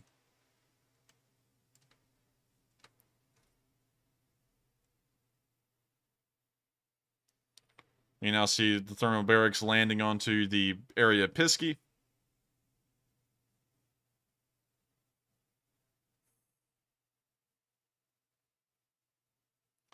And it's a terrible sight to see.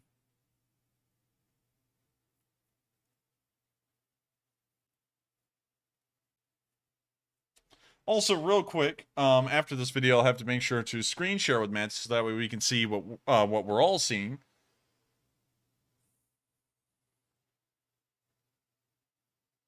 But it is a sickening sight to see thermobarics being used on what may still be a slightly populated area. Of course, Amnesty International doesn't see a problem with this. This is just a minor issue compared to what the Ukrainians are doing. It's just terrible what Ukraine's doing. And that really ticks me the wrong way with how they'll sit there and make a whole entire article and release it to the public about how the Ukrainians are really the bad guys in this war. And we have constant videos like this of the Russians bombarding civilian areas and civilian infrastructure, and they never really get any kind of flack from Amnesty. In fact, they just go, well, you know, it is what it is, I guess. Anyways, we're going to be moving on out of the Pisk area, as that's all the news we've got today. It appears that the Russians are, at least on film, trying to pick up their attacks on Pisky, and this may suggest another small assault. Let me check something real quick. So Matthew actually just told me to keep going. He's restarting his computer, and we'll see if that does fix the problem with his microphone. Just in case y'all don't know, we use, I think, Shure, if that's the correct way to pronounce it, M7 microphones. But with that, we're now going to move on down towards the Marinka area, where we can also see more shelling of Russians down here. While the Russians appear to be pushing towards Pisky, it appears that the Ukrainians are putting pressure on the DPR down here near Marinka. And so here's the video.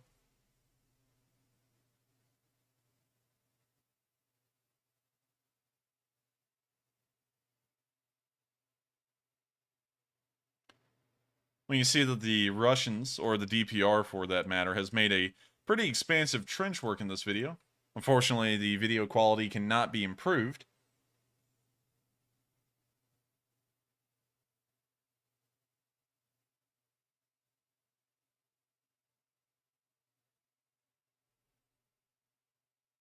And we can see Russian soldiers moving around, well, DPR soldiers moving around in this video, which does confirm that there are at least a few soldiers, so actually around 4 of them, in this trench that the Ukrainians are about to start bombarding.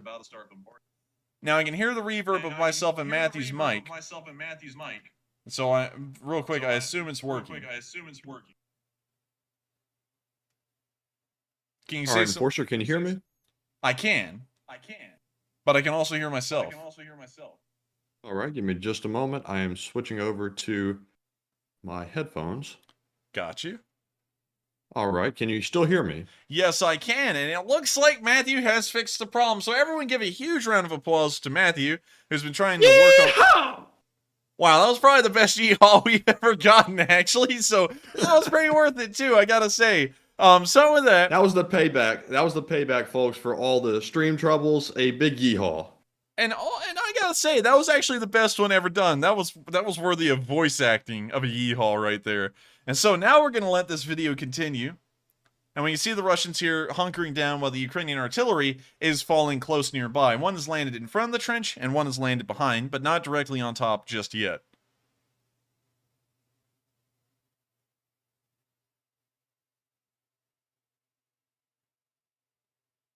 We can now see smoke billowing out of the trenches, and I'm actually just watching the live chat go wild over there. That's what kind of distracted me. And it looks like an artillery shell may have landed in the trench, and that is the residual smoke coming out of it. But we didn't really see that on film. But I would still assume that the artillery shell did hit in the trench.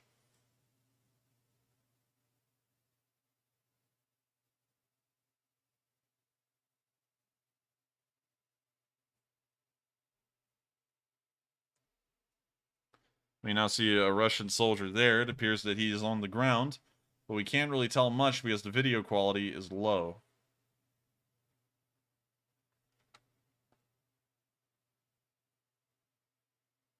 I would assume that he's been seriously injured by the blast.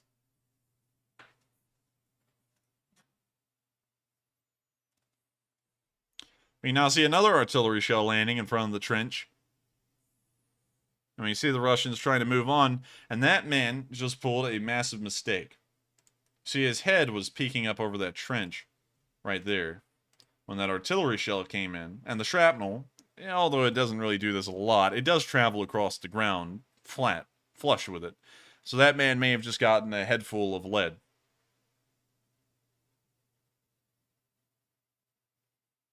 We now see the smoke billowing over the trench again, and it looks like one of them is running back down the length where they came from. It looks like a decent amount of them actually made it out okay. There was more there than originally, and it looks like... Oh, that was interesting. That's one of them, and he's walking very slowly, but no one was around to help him. He may have been injured.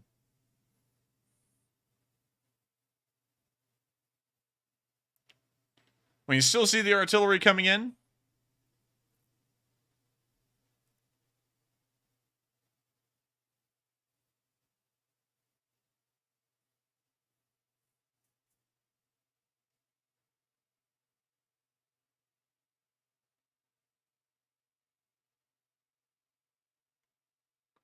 And we now see one of them being dragged through the trench.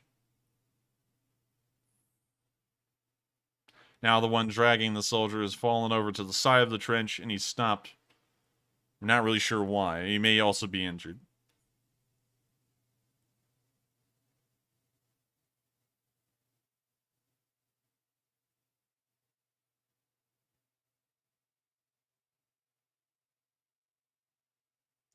He's now standing there. Almost like he's picking the soldier back up and continuing to drag him down the trench, so that way he can get splinters and mud all over him while they're trying to get him somewhere. Now another artillery shell has come in. Close nearby, but not directly in the trench.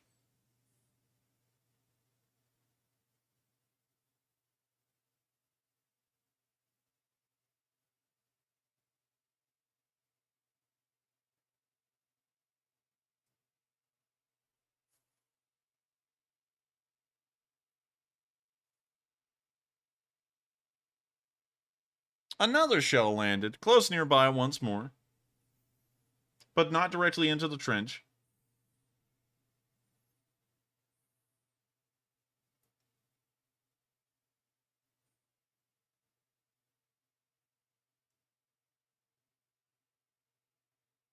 Now they're all grouped up. Now this is a smart idea in the artillery barrage, is to get in a large group in the wide open. I bet that'll work just fine. We can see even more in a larger group further up the trench. Now they've gotten out of the trench entirely, and they're walking down a path.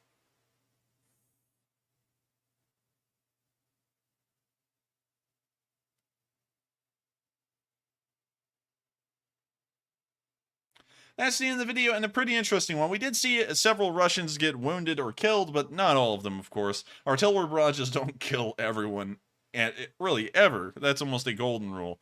But still, pretty interesting to see the artillery barrage come down, the amount of damage that was inflicted on the Russians, and also how it seemed that some Russians just didn't really care about the wounded over others. But with that, once again, while this is suggesting activity in the Donetsk area, it isn't suggesting any massive attacks that have made any progress, although it does appear that the Russians are trying to push into Pisky. As far as we know, they haven't been successful, and while the Ukrainians are shelling the area of Oleksandrivka down near Marinka, it also appears that they are not pushing the DPR and pro-Russian forces back at all.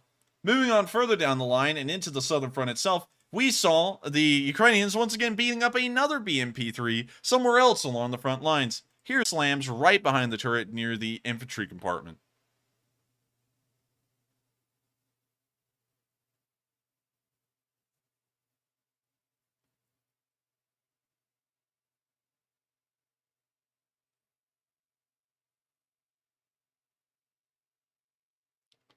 We now see them looking at the BMP again to assess the damage that was caused by the first bomblet, and I'm assuming that they're probably adjusting and trying to drop the second one. But we do see some faint smoke coming out of the turret, which shows that there is apparently some internal damage that was caused from that bomblet.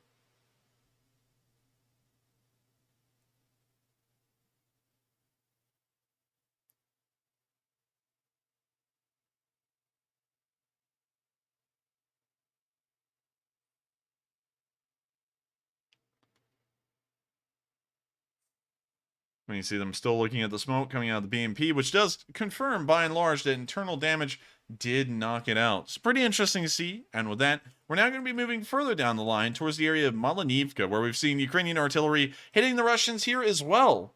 Ukrainian artillery went overtime today. It wasn't largely troop activity that occurred today. It was mostly artillery barrages from both sides. You see a Russian trench right here, and we see that the 45th Artillery Brigade is about to give them a rough time. We can also see some BMPs there as well. We can also see another BMP behind this perfectly straight trench with very few curves and turns in it. And some Russians right there. We now see that one of them walking down the trench. And now we can see, of course, in the usual fashion that the 45th Artillery Brigade does, they pinpoint exactly where the shots will fall. And we can see that one of them landed almost right on the trench, maybe even in it. You can see the fourth shot landing a little bit further behind. It looks like it was targeting one of the BMPs, and it may have been able to knock it out.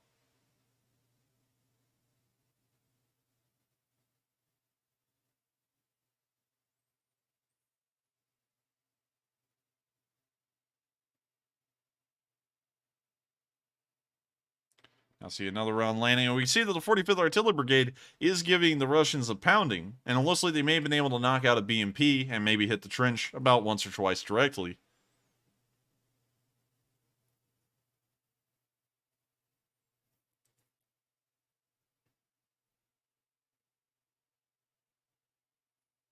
And they have just been dropping the rounds. I think that was the 12th artillery round that has landed in this area. And we see that a pretty decent amount of damage has been caused to the Russian positions, a lot of rubble around, and it looks like some vehicles may have also been damaged. With that, we're now going to be moving on from that bit of news on the southern front, and based off of these two bits, we can see that the Ukrainian artillery and also the drone units are inflicting some decent casualties on the Russians as far as we can tell. Moving on further down towards the area of Shiroke, we can see drones being used in the Zaporizhzhia area again today by the Ukrainians. Here's the video. And of course they play music, but when you see one of the Ukrainians getting out of the basement of a house, you can now see them back in the basement and cutting down limbs to put on their vans. Uh-oh, it looks like our stream may not be getting enough stuff to maintain a smooth stream. So, Matthew, can you hear me? Yes, I can hear you, but we're once again having issues. And folks, we have to apologize for all the issues we're having tonight between my mic going out and having an issue and the internet problems. Tonight is being a real tough night. And I gotta say, it is a pretty tough night. This kind of stuff does drag on Matthew and my patience. It is out of our control. So please bear with us, because we also have to just try and persevere through it as well. Sadly, it's out of our control. And also, if I get another comment of someone saying, you need to move out of state to fix your internet, I'm going to be, I've seen those comments about 20 times, and it completely forgets that I'm in college and all that kind of stuff. Anyways, I'm not even going to go into it, but we're going to let this video continue, and hopefully the stream does kind of sort itself out. It looks like, at least according to OBS, it kind of is. So we're going to let the video continue.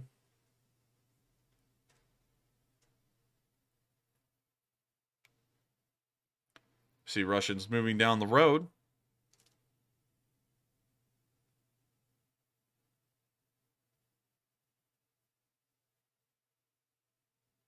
We now see Russian vehicles inside the tree line, and the drone's just gathering a lot of good information about what they should do here in a minute.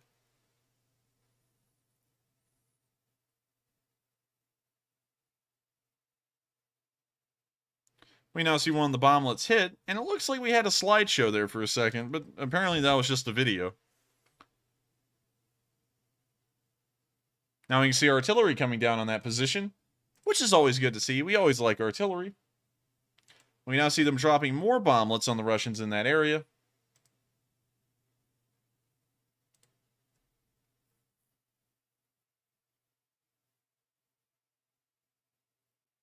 And more bomblets.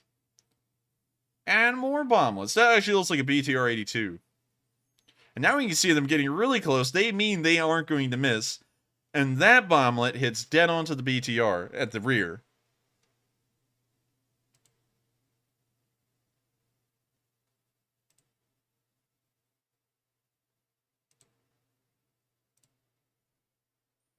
We can see the Z clearly on the BTR, showing that they are hitting Russian vehicles.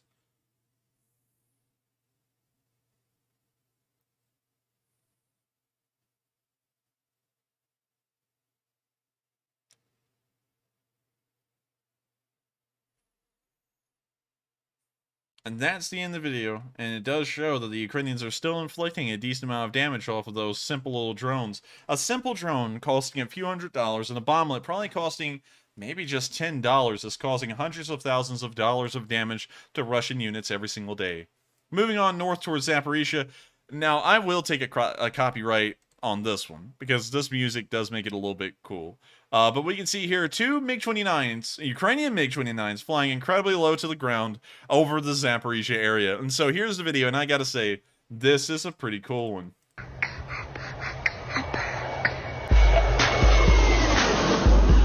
What you gonna do with all that junk inside? The music was pretty funny, not gonna lie, but still, it was great to see these Ukrainian MiG-29s flying over the countryside as they are defending the skies over Ukraine. And as of right now, Ukraine does own and control the skies due to their surface-to-air missile defense systems primarily, and of course with support from the Ukrainian Air Force. With that, we're now going to be moving out of that bit of news. And with that in mind, we've now actually covered all of the Southern Front news that we had today. So far, it doesn't appear that either side has made any advances there, but give it a little bit of a while, and the Ukrainians may conduct a counterattack there that does push the Russians back, or there may be something else to happen. The Russians may try and push towards Zaphorizhzhia, because that seems like one of the next viable options that they have beyond trying to push towards Slavyansk. We'll just have to wait and see, but so far we don't have any information to suggest that either will be happening anytime soon.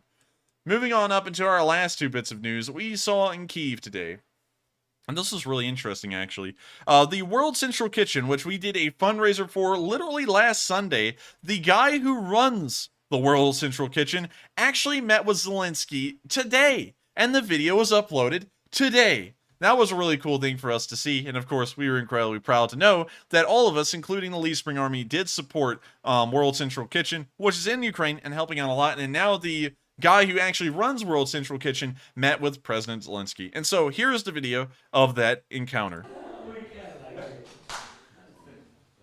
Yulia, Katia, President Zelensky, you president, our president.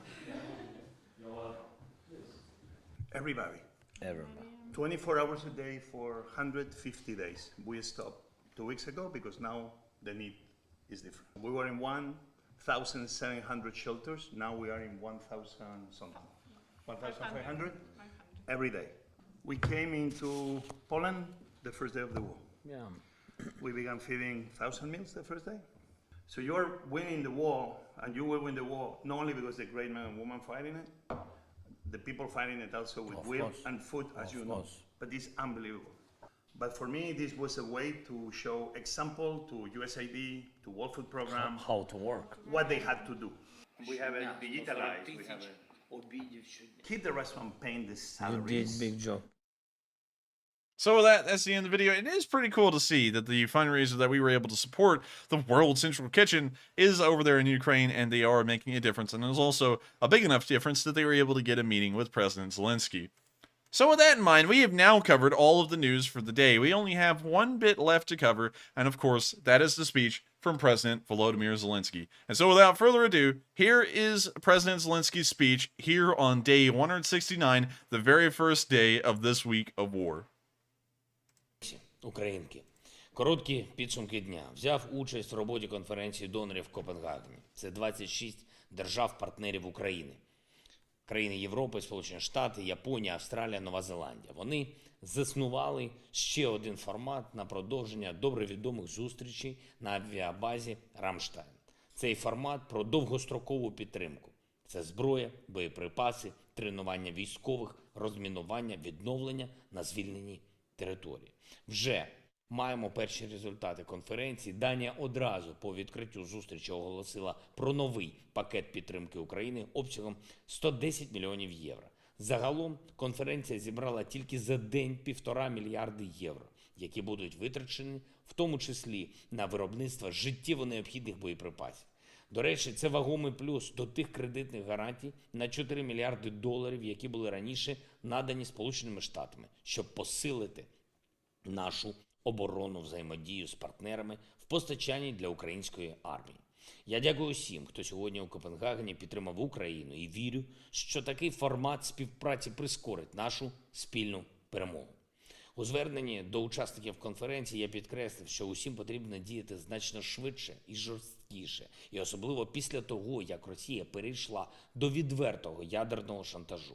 Те, що відбувається зараз навколо Запорізької АЕС, це один з найбільших злочинів держави-терориста.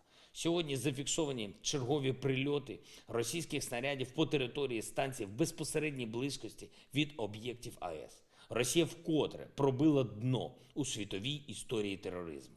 Ніхто більше не використовував атомну станцію так очевидно для погроз усьому світу і для висування якихось там умов.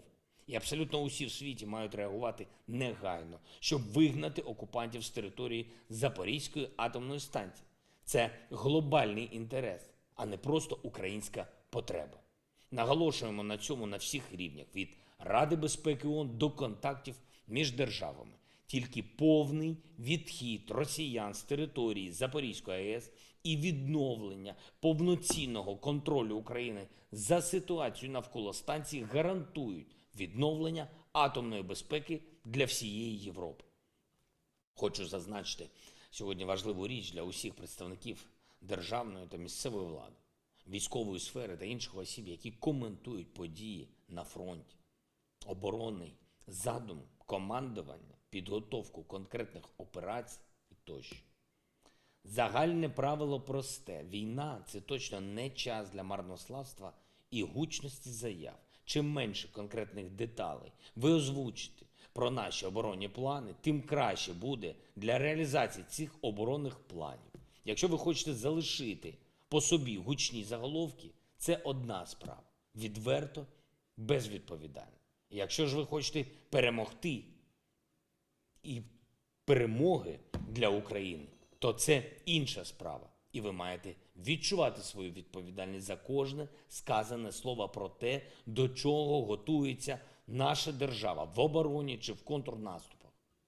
Відбулася чергова розмова сьогодні в постійному форматі Єрмак, Сальван, Залужний, Мілі.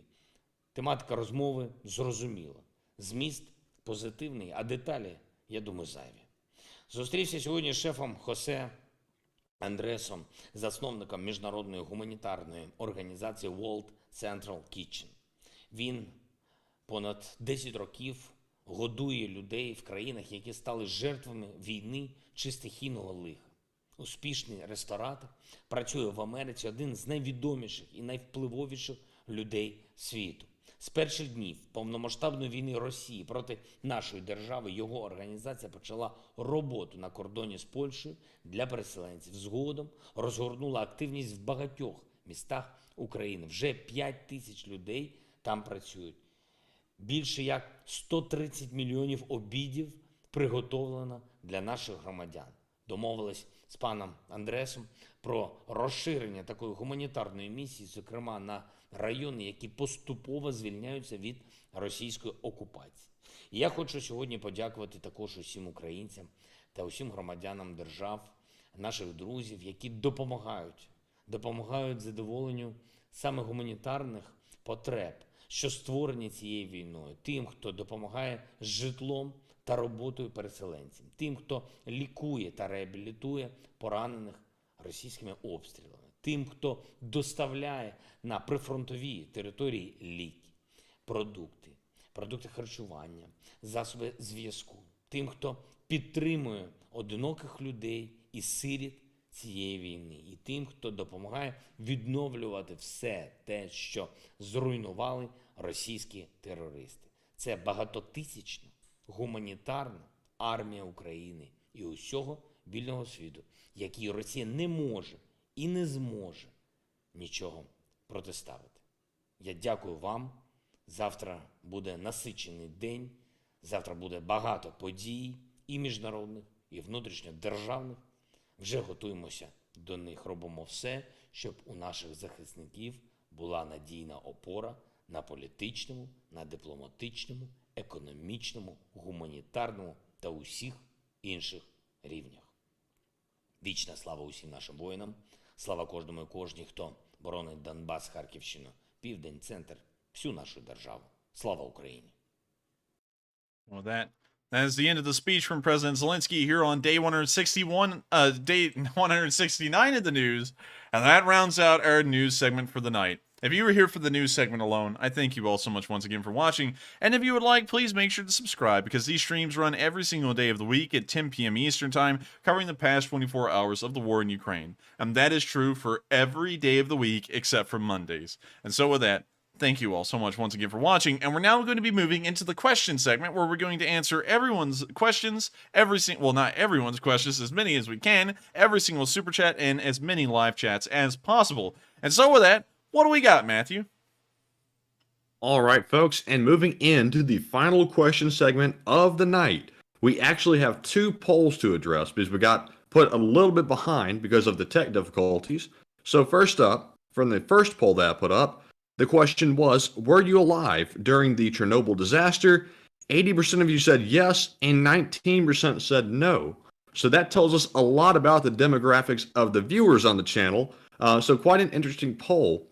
Obviously, me and the enforcer would be in the 19%. I was about negative 28 years old or something like that when Chernobyl happened, so way before my time. But I'd be interested to hear from somebody that was actually alive when that happened. To know how big of a deal that was back in the day, or did anybody even really know the significance of it? That is actually some pretty interesting points. And so with that, let's hear about that second poll. All right, and the second poll was, what is your take on Amnesty International? And a pretty clear answer here, a 61% said they are a bad organization, 34% said they are okay, maybe questionable, and 5% said they are completely fine. So that is what I expected on that poll. But interesting results. And Enforcer, would you like to add anything to it? Yes, to address this one, because the first one I just wanted to get through because I was like, well, you know, the demographics just speak for themselves. But with this one, it seems like Amnesty International has not made themselves any friends with that statement that they've made recently, and it appears that they made themselves a lot of enemies. 60% of y'all say they're bad, just outright. That's 2 out of every 3 of y'all think they're terrible. And I'd have to agree pretty much, because there's really another way to look at it. So with that in mind, I would have to agree with the 60% of y'all. They're a pretty bad organization. And in fact, let's pull them up again. Amnesty International. And let's go here. Who are we? Amnesty International is a global movement of more than 10 million people who take injustice personally. Well, apparently not painting the sidewalks red with the Ukrainians is injustice. We are campaigning for a world where human rights are enjoyed by all. Except for the Ukrainians, apparently. But with that, I gotta say that this is an organization I wouldn't trust. Because for them to say one thing and do another is something. So with that, we are on to the first question of the night. All right, and moving on to our first super chat, we have a $20 donation from William Allen, who everybody knows has been here for a very long time, who says, the GBU-28 is a 4,000-pound bomb, JDAM, used mostly during Desert Storm. It is being replaced by the GBU-172, which is a 5,000-pound bomb, also JDAM. Does UAF have any jet that can carry a 4,000 or 5,000 bomb load? And we gave UAF. I don't think there are any jets in the Ukrainian. Well, maybe the Su-24. Let's check that out, because I know that the MiG-29s nor the Su-27s have the ability to carry a bomb that size, but the Su-24 might be able to carry something like that. So let's take a look. Well, let's see some of the largest munitions that the Su-24 can carry. Armaments, we have enough hard points. Let's see, bombs. So it looks like the largest bombs that the Su-24 can carry are around 500 kilograms in size. So apparently the Su-24 cannot carry a bomb big enough. I wonder if I was wrong, and maybe the Su-27 can carry something like that. Oh look, a flight from St. Petersburg to Moscow called the Su-27. How ironic. Huh. Anyways, moving on from that, let's go down to the Wikipedia article on the Su-27, which is right here, and scroll down to the part about the modifications. Let's see here. Bombs. Apparently it can only carry 500 kilogram bombs too, and these are about the best Ukrainian aircraft in their inventory that could possibly get close to carrying a bomb like that. So the answer to that is that if we did give something like that to the Ukrainians, the aircraft would not be able to carry them, and that's kind of why yesterday, well, the past 2 days, I've kind of excluded air bombs, I guess you could say smart bombs, that were dropped by aircraft from the weapons that could have hit the Saki airport, because there's no aircraft in the Ukrainian inventory that could carry bombs of the needed size to create craters and explosions like we saw. So with that, I hope that does answer the question, and also, I thank you once again for the support, and with that, we are on to the next one. All right, and next up, we have a $20 super chat from Kaltenberg, also a channel legend, who says, for the Healthy Nut Fund. What? For the Healthy Nut Fund. Well, I thank you for the support, and we will make sure to add that to the Healthy Nut Fund. And also thank you once again, Kaltenberg, for being a longtime Lee Spring Army member. You've helped us out massively over these past few months, helping these streams to keep on running, and you still do. And so thank you so much once again. And with that, we are on to the next one. And I'm really interested to read all of everybody's comments about Chernobyl. The ones of you that were there when it happened, or at least heard about it on the news, are telling me about what you were all doing to watch out and how you were freaking out about what was happening. So very interesting to read. But up next, we have a $20 super chat from Justice Ryan, who says, first, I was 100% sure it was missiles, but now I think it was a Ukrainian Special Force sabotage team with help from the partisans. And how about drones and suicide drones launched from surrounding villages?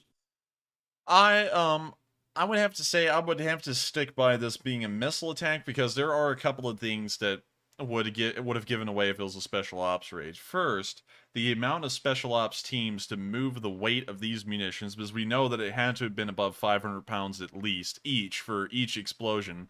For them to be able to move that kind of weight into position would have taken multiple teams. It would have taken almost an entire company or multiple companies of special forces teams working to load up that kind of ammunition. They would have breached the perimeter of the airbase, which would have caused a firefight, which people in the surrounding areas would have heard beforehand, which no one reported, or even have stated happened. We don't have any video or picture evidence to confirm that either. And that's the reason why I'm assuming it's not a special ops or partisan attack. It's just because the logistics of moving that kind of explosive force into an actual airfield without being spotted or shot at for trying to do that is highly unlikely, if not impossible. And so I see where you're coming from. It is something that could have happened. You know, don't get me wrong. I'm not saying it's impossible. I'm just saying that I think it may be highly unlikely. But that could have been the case. I'm still leaning more towards the missile direction, though, because for the size of the craters that we saw and the multitude of them, it would seem more possible for it to be a missile attack than a special forces attack. But I do thank you for the support. It is an interesting standpoint. I may be wrong. It may come out in the future that special forces and partisans may have somehow been able to conduct something like this. But with that, we are on to the next one, and thank you once again for the support, and I hope I was able to address that comment fairly well.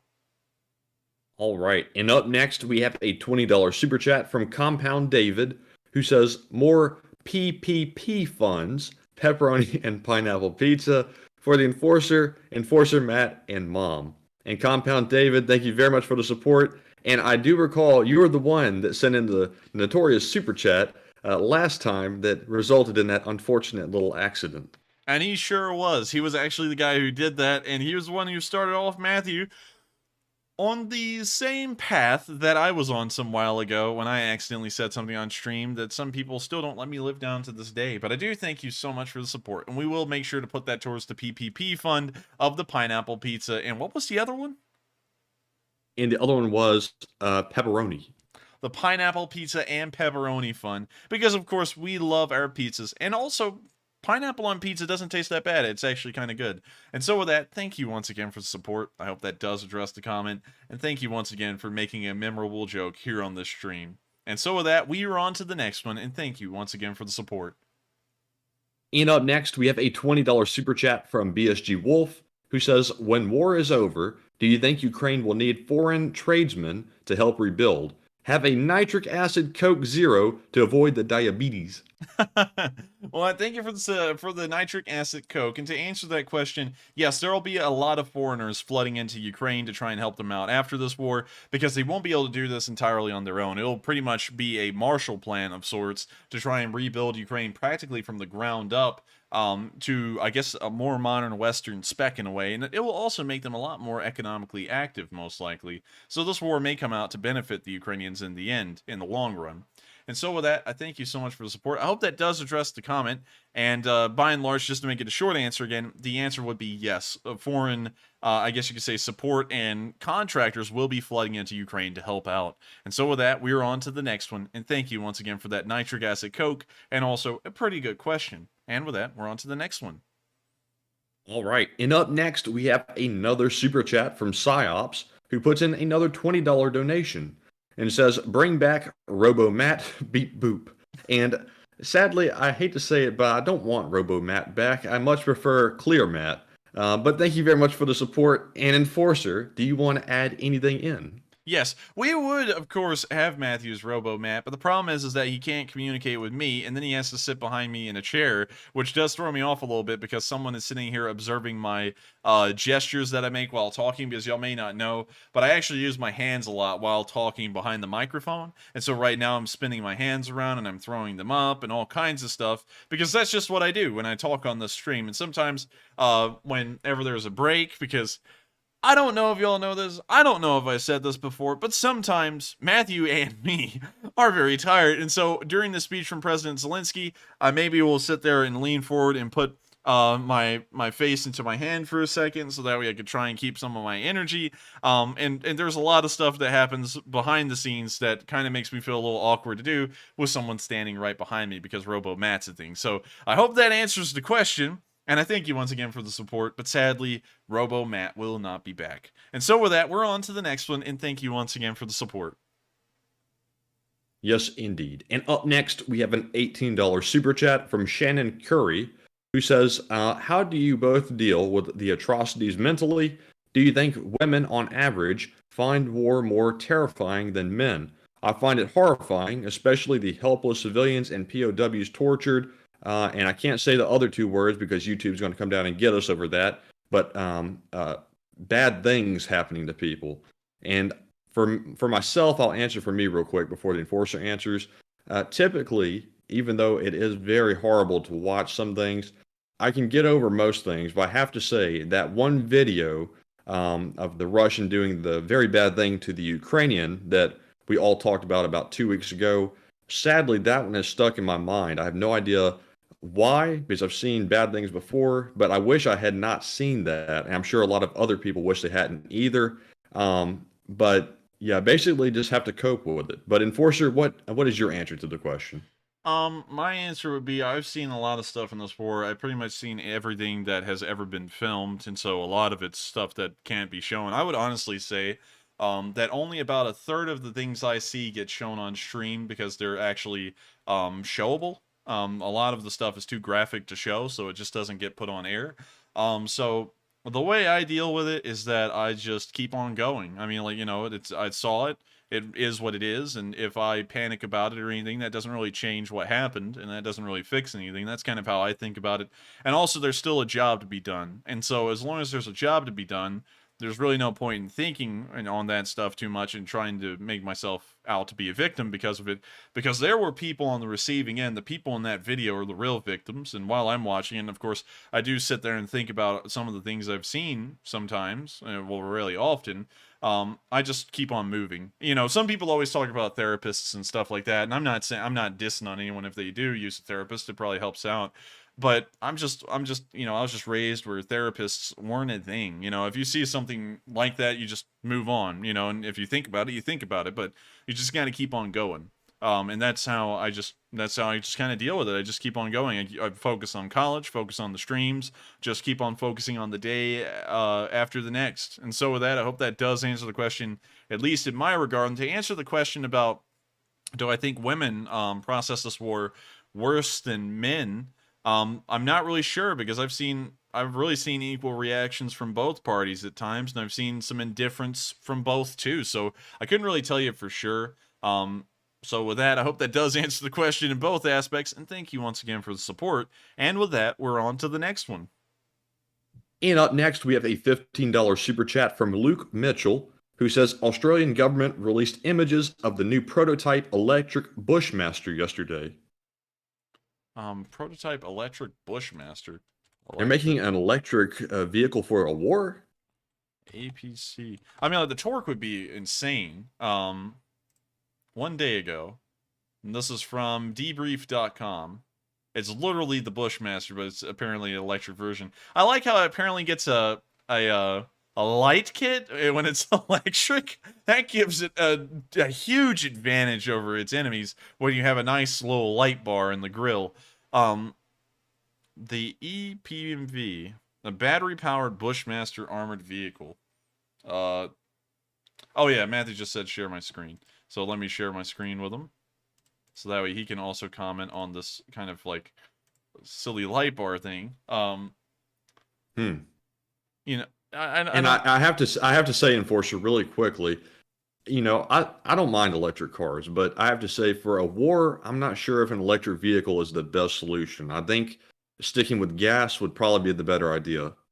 I could see sticking with gas or diesel for larger vehicles like tanks, but with stuff like armored cars and things like that, I wouldn't really see a reason that it shouldn't be the case. You can, of course, carry around diesel generators, kind of like gas on a fuel truck, or, for example, with gas infrastructure doesn't really exist on the front lines most of the time, and so gas still has to be carried in, much like electric generators would have to be for these electric vehicles. And so I don't really see too big of a difference or too big of a problem logistically to do this kind of stuff.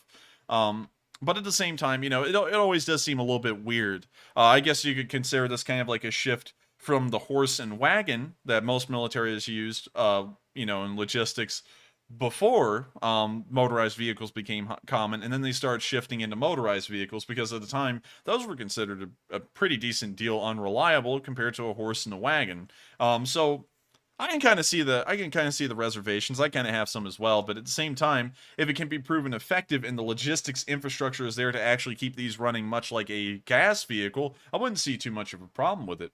But still, that is an interesting comment. I thank you for the support, and thank you for bringing this up to us, because I didn't actually know that they had just unveiled this yesterday. And so with that, we are on to the next one, and thank you once again for the support, and I hope we were able to address that fairly well, and also give a little bit of commentary. And so with that, we're on to the next one. And next up, we have a $14 super chat from Alan Sanderson, who says, looking at the Crimea Air Base before and after, it seems there are only craters where structures or storage areas were, not on the plains. Does this lend weight to a partisan or special operations attack using time charges? That is a great question, and to answer it, one of the craters, which was right here, I would go to last week's map, but with this one, trust me, bro, because I'm just going to tell you where the craters were. There was a crater here. Okay, now that we're looking at the satellite footage from the airbase prior, only one of the craters was on a building, and it was actually about right here, which was kind of on the edge of the building, but of course it blew away the whole thing.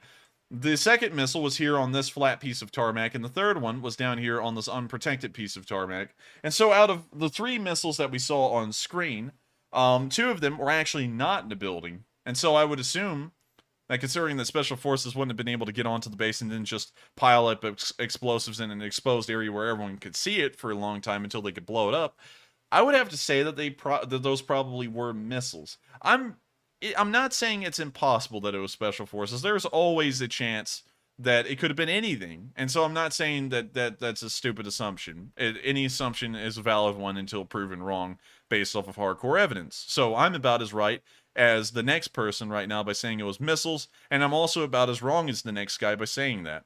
But still, with that in mind, considering that 2 out of 3 of the hits were on an open area of tarmac, I would still have to consider that they were most likely missiles and not Special Forces. It would have just been too difficult for Special Forces to pass through, because the only area I see, because the ground crews would be here all the time. This is right outside near the actual runway.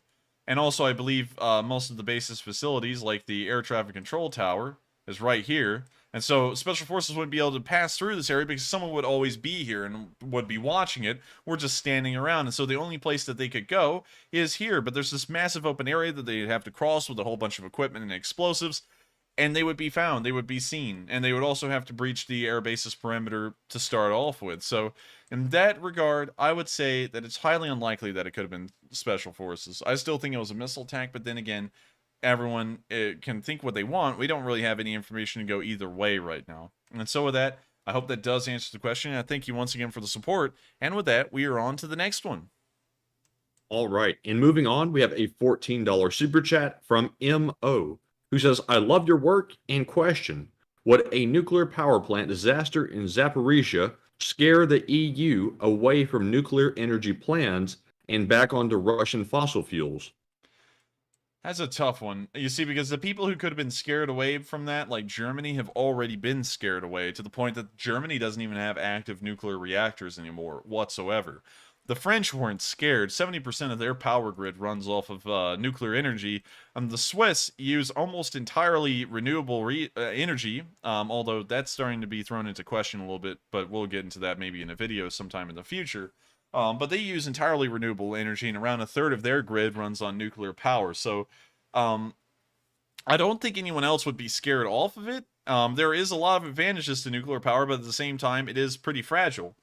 So in that regard, I would have to say the countries that could have been scared off of it have already been. So for them to be scared further off of it, I would have to say it's highly unlikely. And so with that, I hope that does answer the question, at least as far as I'm able to. And I thank you once again for the support. And with that, we are on to the next one. And once again, just like clockwork, our 3 decoders of the stream, Mark Hodges, CFA, and WF2U cracked the Morse code. And WF2U put in a $10 super chat. And they all said the first Morse code is coordinates to Nova Kakhovka, Kherson Oblast, Ukraine, 74900. Also, second Morse code is Russian army grows in size by 10 inflatable dolls per day. Ding, ding, ding, ding. Y'all are correct on all of them. The coordinates were correct. It's showing another area that we assume is an ammo depot. And also the message is pretty true because we saw the inflatable surface-to-air missile battery, and they've got to be recruiting some inflatable dolls to operate their inflatable surface-to-air missile defense systems. And so with that, I thank you all so much for deciphering the Morse code once again, and thank you so much for the support. And with that, we are on to the next one, and thank you once again. And up next, we have a $10 super chat from Lovin something here. I'm not sure what that was meant to say.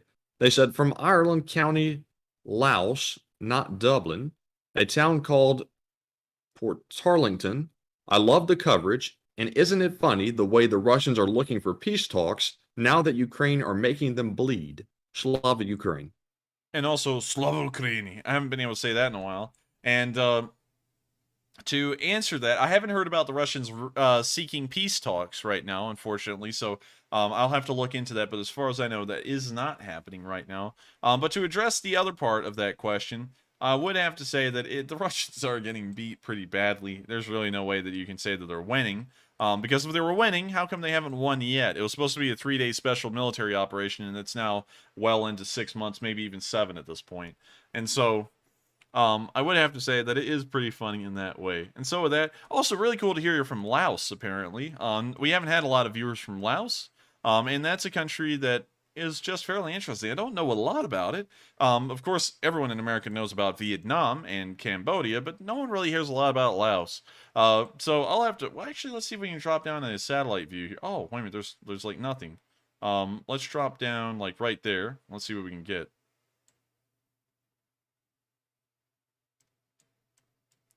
Wow, well, it's really pretty. In terms of the I guess you'd say natural beauty, looks really nice. But with that, I thank you once again so much for the support. I hope we were able to answer that. And with that, we are on to the next one. And next up, we have a $10 super chat from Gas, who says, "Energy fund to Nightbot for supporting your good work." And thank you so much for the support to the Energy Fund for the Nightbot. It does work overtime, and of course, thanks to it being a robot, it doesn't ever tire, and so that's pretty good for it, because I can tell you one thing, Matthew and me do eventually tire. And so with that, thank you so much once again for the support for the Nightbot Fund, and with that, we are on to the next one. All right, and up next, we have a $10 super chat from Judo2001, who says, oh no.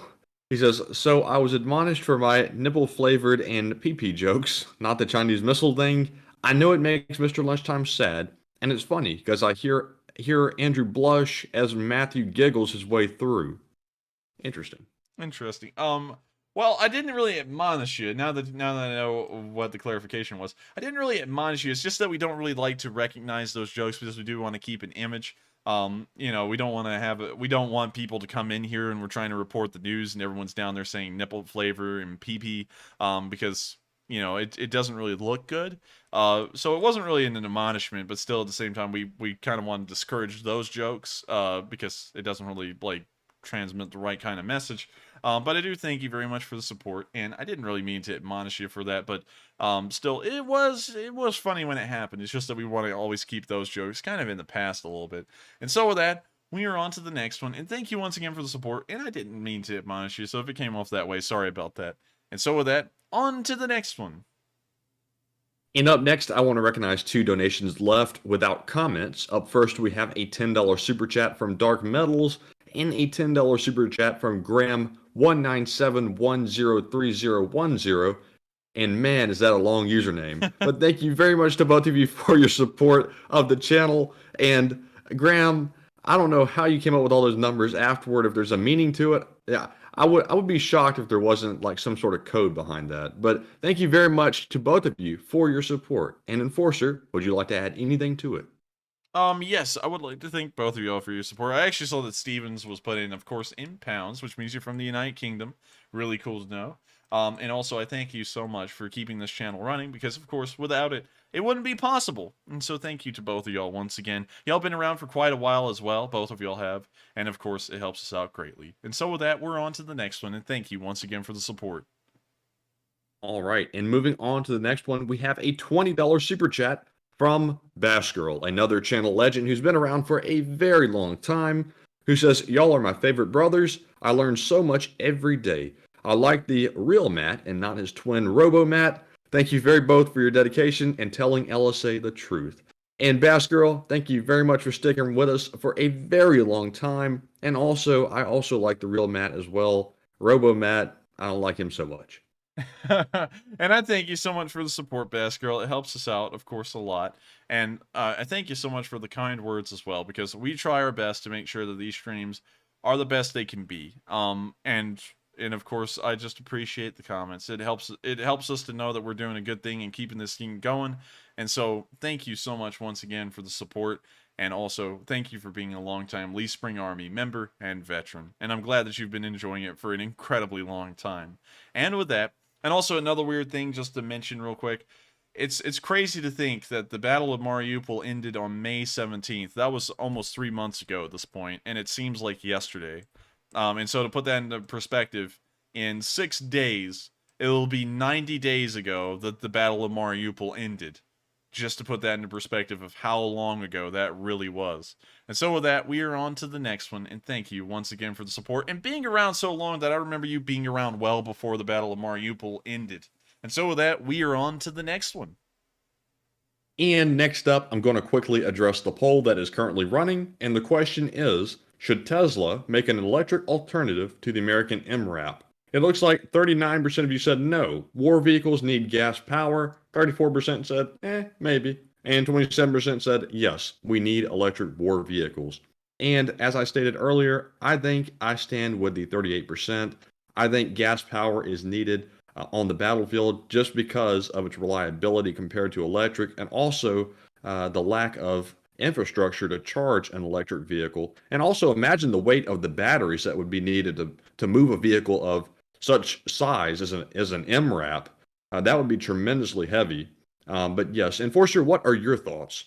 I would have to agree in the perspective of heavier vehicles should usually be relegated to gas because it would probably be the most efficient way to move them for now. But of course, in the future, battery power, electric power in general, will become the mode of transportation, much like gas was at the time, because a lot of military leaders back in the day would have been, and I assume, I don't really know the exact history about this, but they probably would have been heavily reluctant to move from horses to vehicles, because vehicles can break down and they're far more mechanically complex than a horse. So in this instance, I can see the reluctance now, and I do think that the technology has not, I guess you could say, progressed well enough that it should be implemented across the board. But I do think that as time goes on and batteries do become more efficient and more powerful per their size and weight, it will become likely that military vehicles will be powered by electricity in the future. It does seem like the way to go, and I'm not really into the, speaking about the military side of things, the eco-friendly nature of it, because war in its own right is incredibly toxic in its own way. Artillery shells aren't exactly great for the environment, regardless of if you try and make the vehicles firing them electric or not. So that part is kind of out of the question for me. But looking at it from an aspect of torque and raw power that electricity can provide, it does have some advantages over gasoline. So for now, I would kind of have to be in the middle ground of maybe one day. And so with that, I hope that does address the poll. And with that, we're on to the next one. And up next, we have a $10 super chat from PsyOps, once again, who says, Enforcer Matt, here is some money to swap Enforcer's coffee to decaf. Mohaha. And I have to say, PsyOps, do you think the Enforcer is too energetic on the stream? And also, PsyOps, I thank you for the support. And to follow up on what Matthew was saying, if I switched to decaf, I think I'd be dead right now, because I'm going to be honest with you, I drank about as much nitro cold brew as I could before the stream tonight, and I am hardly hanging on over here. I actually almost just fell asleep about 3 minutes ago, and I'm still trying to power through. So I thank you for the support. Sadly, I'm going to just have to say outright no on that. I wouldn't be able to do decaf because I would not even be able to hang on here. And so with that, I thank you so much once again for the support. I hope that does address the comment, PsyOps. And with that, we are on to the next one. And moving right along, up next, we have a $5 super chat from Richie MC, who says, Enforcer, do you think the Ukrainian Special Forces did a direct amphibious attack on the airbase in Sakha, Crimea? No, I would have to say with that, that's certainly a no, because they would have literally had to have come onto a tourist beach filled with people at that point to be able to do something like that. Literally, the entire beach is a tourist destination. And so in that aspect, I would have to say no, because an amphibious one at that, passing through the Black Sea Fleet without being picked up on radar, and also moving into Saki onto a populated beach and then moving through the town, it just seems too unlikely. So I would have to say no to that one. But I do thank you for the support. It was a good question, but I just don't think it would have been possible. And so with that, we are on to the next one, and thank you once again for the support. All right, and up next, we have a $5 super chat from Kevin Scott 76, who says, my grandpa, Sylvan P. Lay, was an artillery captain with the 188th Battalion of the VII Corps in World War II. Operation Cobra, the Bulge, Purple Heart, and the Bronze Star. Wow, that's a real history right there. That's actually pretty crazy to think that he was at the Battle of the Bulge. He got a Purple Heart? Apparently so. Now, we actually had a family member, not to say his name, he's dead now. He's been dead for several years, but he was actually on the third wave at Normandy, Also in the Battle of the Bulge as well, and ended up just about 25 miles away from Berlin, as he told the story. And he also received 2 Purple Hearts. Apparently, they were pretty liberal with handing out Purple Hearts. They may have not been in the instance you're talking about, but in his instance, they were pretty liberal with giving out, because both of the Purple Hearts he received was because shrapnel hit his winter coat, which was thick enough that the shrapnel would just kind of get into it and cut him a little bit, but it wasn't anything serious, and so they would just give him Purple Hearts for it. I guess they were just like, well, I guess it's the thought that counts, that it got close to getting you, and so they would just give him Purple Hearts for it. So thank you for the support. And it's, I gotta say, when they called the greatest generation, I gotta say it was largely true, because a lot of people came home from that war that served, and it was almost normal back in the day to have someone in your family that was a veteran of the Second World War here in the United States in some way or form. And I gotta say that they all came back and they just continued on with life, which is the craziest part about it. Not really a lot of, there was a lot of special, guess you say, tributes made to them and all that, but I would say that it's not really on the level as an Iraq or Afghanistan combat veteran gets today, because they're special. There's not a lot of people who went over to Iraq or Afghanistan, and so when you meet someone like that, you're like, wow, that's crazy, you were over there. But with a World War II veteran, everyone had gone into the army in World War II or the military, and so when you came back, it's like, oh, you were in the army? I was too. What's special about it? So with that, I thank you for the support, and also sharing that little story with us, and also, if he's still around, thank you for his service, because he definitely did a lot to keep the world the way it is today. And with that, we are on to the next one, and thank you so much once again for the support.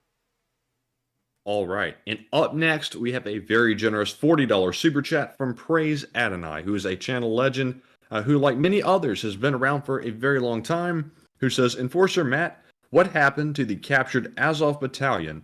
Are they possibly involved in a prisoner swap? Also, keep up the good work. You guys are the best show on the tube. Slava Ukraine. And Praise Adonai, before the Enforcer answers, thank you for the very high praise. That is very kind of you to say, and we appreciate it very much. And also, thank you for the support. And I thank you so much for saying that we are the best channel on YouTube. We try our best to make this interesting and informational, and also entertaining in a way. I say that very lightly, though, because our main goal is not to entertain, it's more to tell the news. But a lot of people do find the way we cover it very interesting, and so I guess we kind of tick that box in a way. So I thank you so much for the kind remarks once again. It does mean a lot to both Matthew and me, because we try our best. And also, to answer that question, the Azov battalion apparently was moved to the area of Malinivka. That prisoner of war camp was then bombarded by the Russians, which killed about 50 of them, and beyond that, we don't really know what's happened to them. So, I hate to make the story very short, because as far as it's gone with it being in Russian captivity, we don't really know a lot about what's going on with them, or any news about them for that fact at all. And so with that, I hope that does answer the question, at least as far as our information has been able to provide. And I thank you so much once again for the support and helping us out for so long. You've been around for an incredibly long time, and without y'all, this wouldn't be possible. And so I got to thank you once again for your support and helping us to keep this thing running. And with that, we are on to the next one. And up next, we have a $5 super chat from Sniper1, who's also been around for a very long time, who says, when all those people get back to Russia and talk about what happened in Crimea, will we see mass arrests once again? We might just see that the home front side of things begin to fall apart as Russians just start to do less or support the government less, and they start to become more difficult for the Russian government to deal with. We may start seeing stuff like that, or we may see mass pandemonium start sweeping across Russia as these stories are told all over, and we may see that people just start to freak out. We may see the Russians actually try and put these people and isolate them somewhere, coming back from Crimea, so that way they can't spread the story and it can't get too far. But then again, that's a little bit of a stretch. All I think right now is that it will be causing a lot of civil unrest, as people will be freaking out and going into pandemonium based off of what they saw. And so with that, thank you once again for the support. I hope that does answer the question. And with that, we are on to the next one. And up next, we have a $5 super chat from Bob Perrin, or Perrin, however it's pronounced, I'm not really sure, but Bob put it in the live chat to let me know. And Bob says, Matt, here's $5 minus YouTube's 30% for your gym membership fund. Skip the donuts, dude. We love you, man.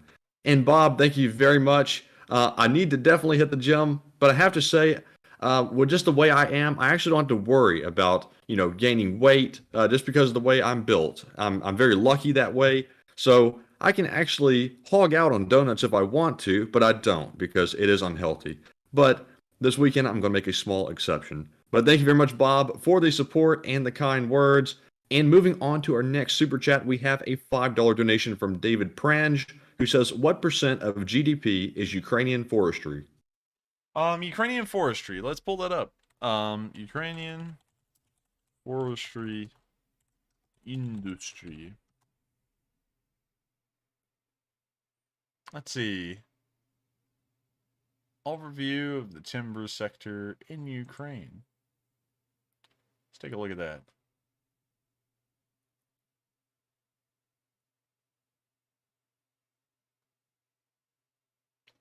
Let's see here. It looks like this doesn't give us any Ukraine GDP.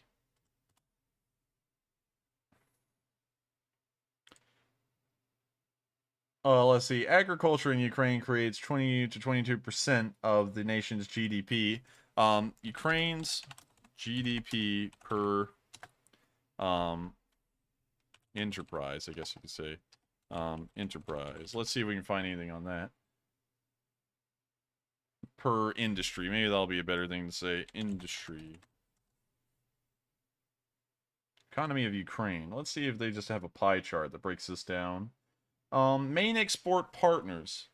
A lot of, well, they actually export a lot to China, surprisingly, and then they import a lot from China. But moving on down from that, let's see if we have any tables showing us the industries that produce the most for Ukraine. What, they produce rockets?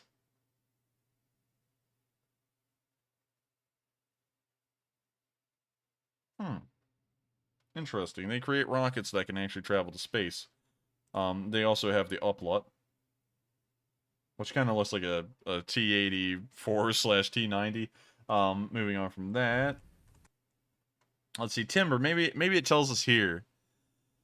Mining, iron and steel, chemical, fuel and energy, fuel industry, automotive industry, aircraft, shipbuilding, agriculture.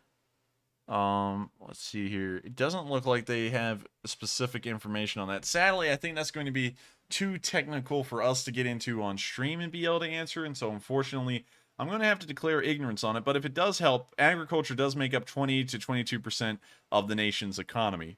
And so with that, we are on to the next one, and thank you once again for the support, and I hope we were able to answer that question at least the best we could. And so with that, we are on to the next. And up next, we have another $5 super chat from PsyOps, who says, all hail Robomat. And Robomat is now resting in peace because he is no longer. But thank you very much for the support once again. And up next, we have a $5 super chat from ZyperSniper1, who says, Steven Seagal looks like a cartel leader. If Steven Seagal is a cartel leader, Steven Seagal, I'm telling you, he's not an intimidating looking one. It looks like it's like he's running a cartel in the donut industry or something. But yeah, I don't don't think he's a cartel leader. I have a feeling he's trying to mimic somebody's look. I can't place it. I don't know who he's trying to mimic, but he's doing a poor job at it. There he is in Ukraine. He's probably got that dumb-sounding voice. Yeah, I just got myself a Slurpee, and all that crap. But, yeah, this guy, jeez. And look at this. What the hell is he now? The Karate Kid? Anyways. We're moving on to the next one, and I thank you for the support. Okay, and up next we have a $5 super chat from Sick Lid, who says, I guess no more fundraisers for Amnesty International, and I highly doubt it. I would say no, and we also never ran a fundraiser for Amnesty International, thank goodness. So we don't have to worry about saying, guys, we may have supported them, but we've changed our mind now. We shouldn't have supported them. We never did in the first place. Because those kinds of groups, I just don't find them to be useful because, yeah, they advocate, but what does advocating really do for anyone? Why not actually do something? They're not feeding people. They're not helping to move people out of the country. They're not providing a surgery. I mean, they're running their mouths. I run my mouth. That's my job. Why in the world would I go and pay a nonprofit to go and run their mouth too? That's just two mouths running and not getting anything done. I would rather run my mouth and help it to actually do something instead of just helping other people to go run their mouths somewhere else. So with that, we're on to the next one. And thank you once again for the support. And yes, we won't be running any fundraisers for them in the future. All right, and up next we have a $5 super chat from Greaser Bub, the original, who says, Matt, are you a portly fellow? Andrew thinks you should not eat donuts. And I kind of alluded to it earlier, but no, I am not. And that's all I'll say on that topic any further, but thank you very much for your support. And up next, we have a $5 super chat from BSG Wolf, who says, stealth aircraft can carry that bomb load and sneak past Russian air defenses. Yes, but the thing with that is that the West probably wouldn't want to get directly involved in the war, and so they most likely wouldn't do anything like that because that would get us directly involved. But I do thank you for the support. I do see where you're coming from, but at the same time, I don't want to make huge stretches like that because that is highly unlikely, and also it does kind of give the idea that we may be going into the war within days if that did happen. But I do thank you for the support, and I hope we were able to answer that question fairly well. And with that, we are on to the next one. All right. And up next, I want to recognize a $5 donation from Homer Lapguard and a $5 donation from Jim Barber, as well as Beam, or BM. I think it's BM. But thank you very much to all of you for your support of the channel, and we appreciate that you help to keep us running. And up next, we have a super chat from none other than Mr. Lunchtime himself, who puts in a $5 donation of his lunch money and says, check out CNN report on Ukrainians POWs killed. Excellent report with maps and 3D models, currently on CNN's main site under the war in Ukraine. Thank you for the support, but unfortunately, I don't really try and watch any of the mainstream news or what they put out as a form of habit, because I don't really know if they've backed up their information with any credible sources or not. And while it does have 3D animations and stuff like that, they could be making 3D animations off of straight up lies or stuff they just came up with. And that's something that I've noticed a lot with the news, is that sometimes they just never have anything to back up what they say. And so I largely just avoid them with a 10-foot barge pole. But I do thank you for the support. I will look into it and maybe watch it, but by and large, I just don't really watch a lot of mainstream news. And so with that, I thank you so much for the support. I hope that does address the comment. And with that, we are on to the next one. And up next, we have a $5 super chat from CA Lags, who says, Amnesty International would insist on vegan food for Russian gulags. I don't know a lot about Amnesty International, honestly. I mean, I don't know if they're like that, but they seem like the kind of group that would advocate for just stuff. I mean, and when I say stuff, it's meaningless stuff. Like, they never... Organizations like that, because there's this group that I always look at whenever I look at nonprofits that are in Ukraine, helping Ukraine. There's a certain group that says, we advocate for people to know about Ukraine. That's literally their whole goal. They don't do anything else beyond that. And I'm like, what is the point of an organization like that? Is it really helping Ukraine? Not really, not in my opinion, because anyone, if they're interested in Ukraine, they're interested in it. What are you going to do? Go knock on each house door to door and tell them, let me tell you about Ukraine. No, you're not. And so I've never put that organization up for a fundraiser. I only put up organizations that actually do something meaningful. And I feel like Amnesty International would have never been one of those organizations anyways. And so with that, I hope that... And Enforcer CA Lags just added in and said, it's a joke. Oh. Well... With that in mind, I do see it's a joke, but I was commenting on it seriously, and now that I really do see it, sorry, my synapses are not firing again. But I do thank you very much for the support. It is a pretty good joke. It is a pretty good one. But I still don't know a lot about them in the first place. But I do thank you once again. And with that, we are moving on to the next one. And up next, we have another $5 super chat from Beam, who says, is it true what redacted YouTube channel claims that 50,000 Ukraine soldiers are dead in the war before heavy weapons have been delivered? Good work, Enforcer. I thank you for the support, but that statement is just straight up false. Because the last time we got a figure before Western weapons had made it there, which was like just 2 or 3 weeks before, the Ukrainians had only lost around, I think, 5,000 soldiers to 7,000. It was somewhere in that range. And so unless if they lost an additional 40,000 soldiers over the next 2 weeks, which is highly unlikely, I would have to say that that number is way off, because if a country on the defending side of a war is taking almost twice to 3 times as many casualties as the offensive force, they should be losing massive amounts of ground, and they're not, which is showing that that's not the case. So with that, I hope that does answer the question. And with that, we are going to move on to the next one. And up next, we have a $3 super chat from Mark, who says, Jeep plus SOF plus MG plus grenades. Can't we go back to North African tactic? Or pigeon-guided missiles, or maybe UAF trained bats to bomb Crimea? Just a lull. Well, pretty good jokes there. I like them all. They're all historically based, and that is based. I'm just kidding. I really don't know what based really means. I've heard it a lot, but I'm like, what does it mean? Anyways, moving on from that. I do thank you for the good little jokes there, and I would have to say the first one, just to address one of them, because I know they're all jokes, but the first one, it sadly wouldn't be possible in Ukraine because they were operating in a desert, which was sparsely populated, and in Ukraine with the forests and such things like that, there is really not such a thing as a sparsely populated area of Ukraine. And so with that, I thank you very much for the support. Love the jokes though. I like the historical context to them. And with that, we are on to the next one, and thank you once again for the support. And also, before we move on to the next one, Matthew, how many do we have left? So we actually just have 4 left. All right, and with that, we're on to the next one.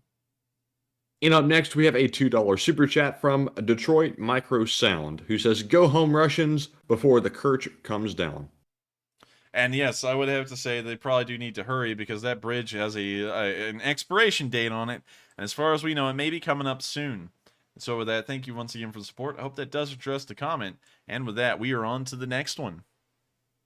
And up next, we have a $2 super chat from Psyops, once again, who's absolutely killing the super chats once again. And thank you very much for your continued support, who says, "Boom goes the doubt mite." That's true. Thank you for the support. And I would have to say, boom goes the doubt mite, because every time we see a Russian video, it's almost always having a lot of creative liberties put in it, some very quick editing to make it look like something's happening that isn't. And so I thank you so much for the support. I hope that does address the comment. And with that, we're on to the next one. And to our second to last super chat, before we get to our live chat questions, we have a $2 super chat from Kevin Hansen, who says, testing. I was at work when that happened." Is he talking about Chernobyl or? The testing part threw me off. I would have thought he was talking about Chernobyl, but I'm not really sure. I thank you for the support. If you're talking about Chernobyl, that is pretty interesting here. You're at work when Chernobyl happened.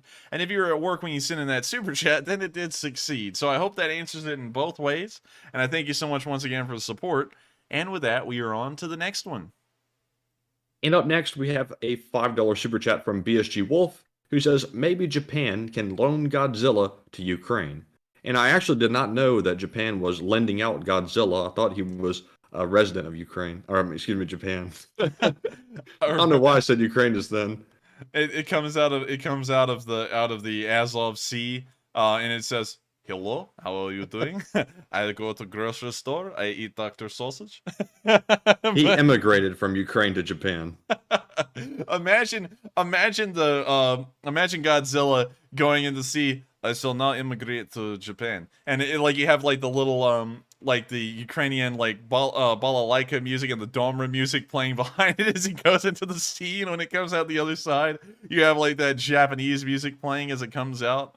And then it just starts torching Japan. But anyways, beyond my creative imagination right there, I thank you so much for the support. And yes, I think that Japan should loan Ukraine Godzilla. It would be a decent amount of help for them.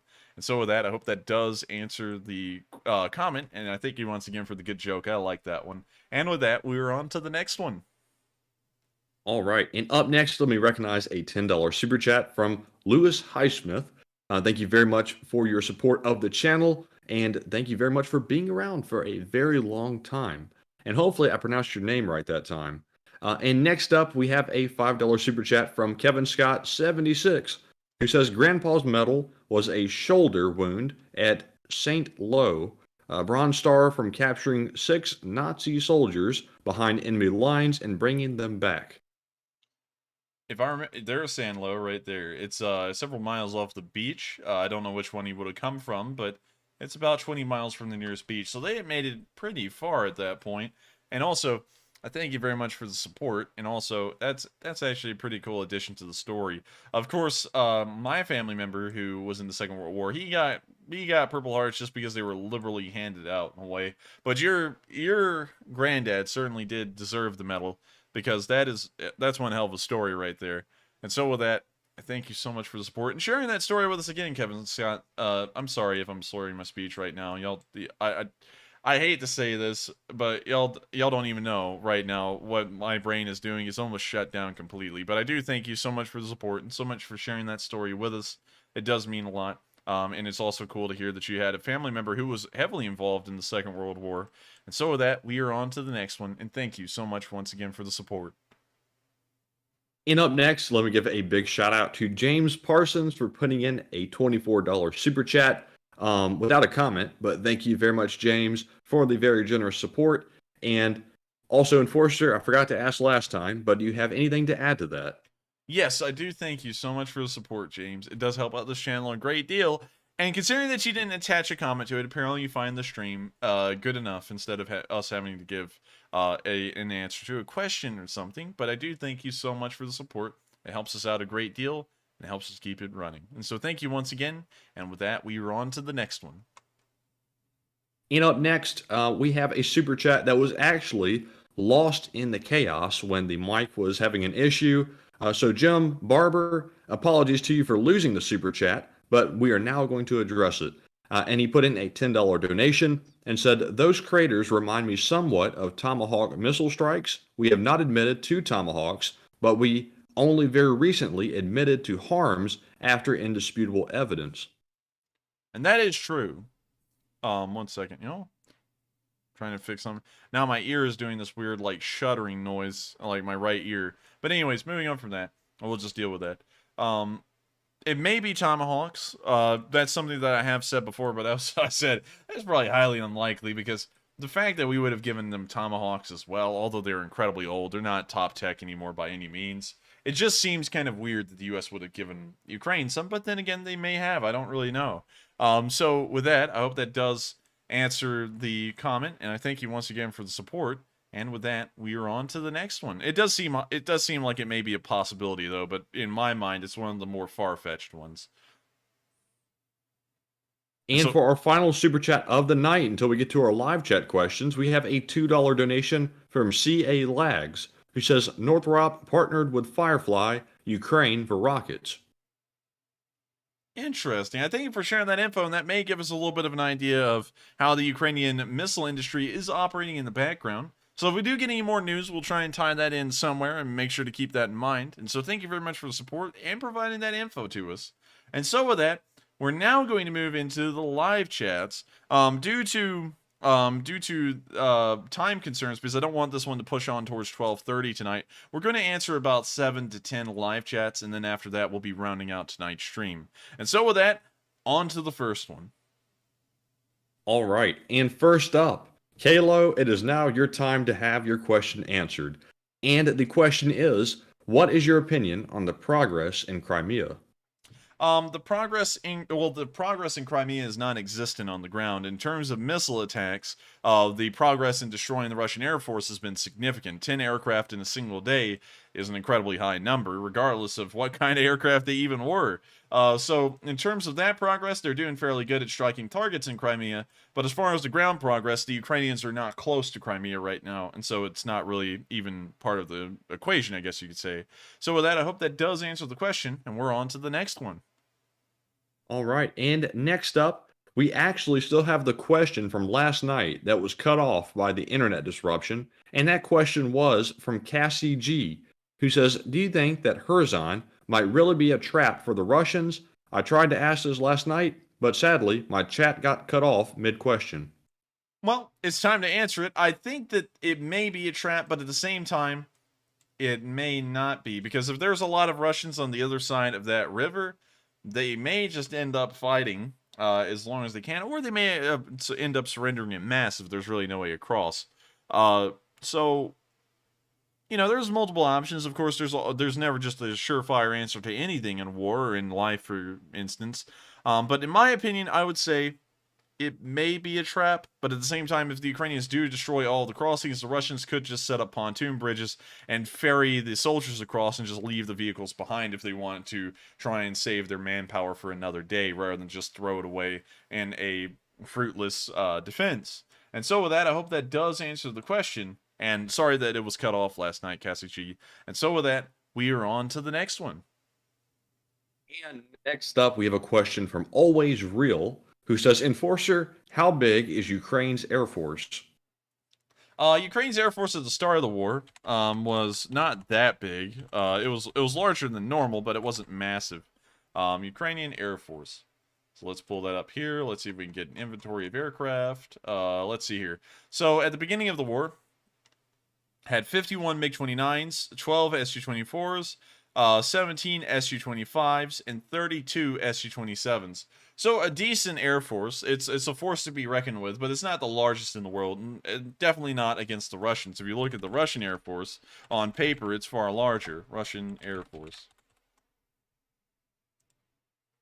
So let's scroll down to their aircraft, if they have it on this page. So, if we add up the Ukrainian Air Force as a quick guesstimate, 50, 60, 70, 80, 90, 798, 99, let's see, 99 aircraft, 100, 109, 110. They have 111 combat aircraft total.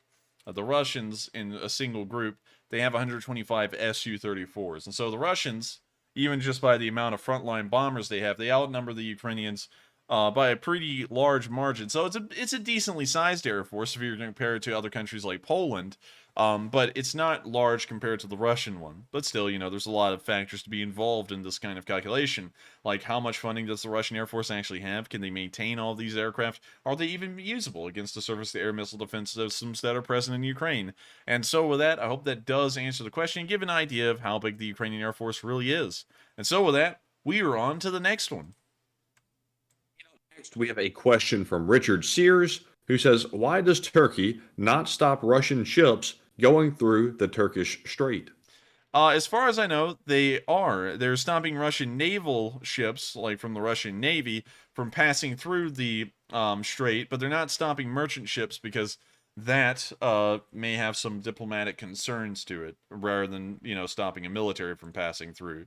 And so with that, I hope that does answer the question, at least as far as I'm able to understand. I don't really look a lot at the, you know, the Turkish Strait, you know, as a specific thing.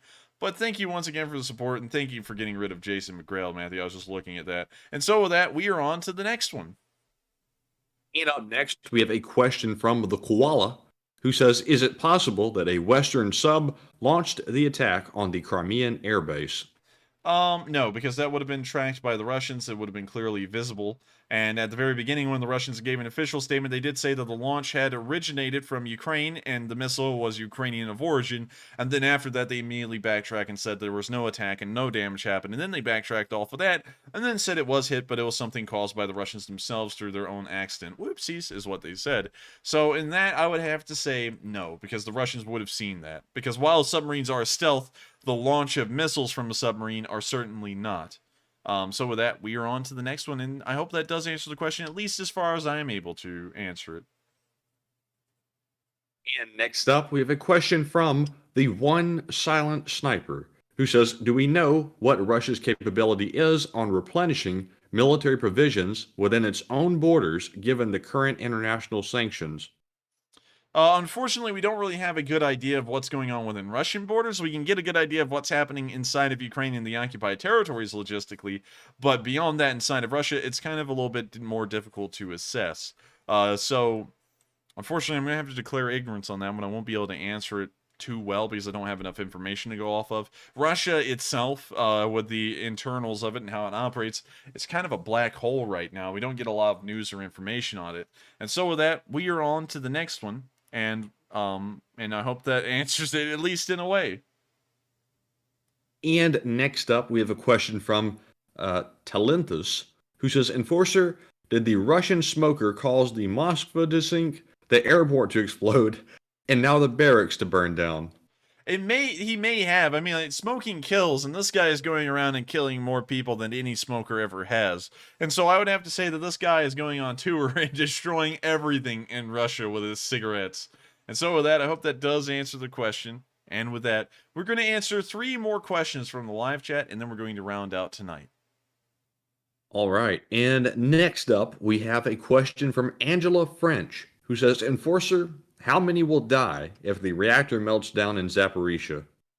That's a very hard number to figure up because people who directly die in nuclear accidents is actually pretty small. It's usually around 5 people or less or a little bit more, but it's not really a big number directly. The indirect deaths will be high, but that's something that you really can't measure. The Chernobyl deaths, based off of that, it's really hard to figure because it's like, this guy got leukemia, but is that attached to Chernobyl or is it not? You know, and so it's really hard to say what kind of deaths will be caused from the incendiary nuclear power plant exploding. But I would say that deaths that could be attached to it would probably be within the tens of thousands, as kind of like a rough estimate, because that's about what happened with Chernobyl. And so with that, I hope that does answer the question and also give a little bit of historic precedent to kind of give an answer to it. And with that, we're on to the second to last question of the night. And next up, we have a question from Bird Awalt, who is pretty skeptical by the tone of his question, who says, why do you seem to rule out the possibility of a Ukrainian weapon system being used in the attack on the Crimean airbase, the Sapsan or Grim heavy missile launcher, or a marine-fired Neptune? I haven't actually been skeptical about that. That's actually the kind of weapons we've been looking at. I said it may have either been a ATACMS missile that we don't know about, or it's most likely a Crim or a Crim or a Grom.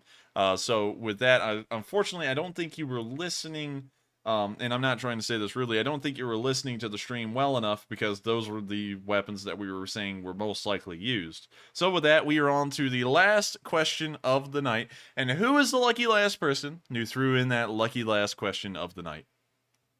All right, and before I get to that one, I have to recognize a $14 super chat from Cindy Mitchell. Thank you very much, Cindy. And I see that is a Canadian, I believe Canadian, is it? It is. Canadian donation, so $20 Canadian. And I do that translation roughly in my head, and I think it's somewhere around $14, hopefully. But thank you very much for your support of the channel. And moving on to our last one of the night, we have a question from Doogie6107, who says, how many convicts have the Wagner Group recruited? Excuse me, everyone. I'm choking on my spit.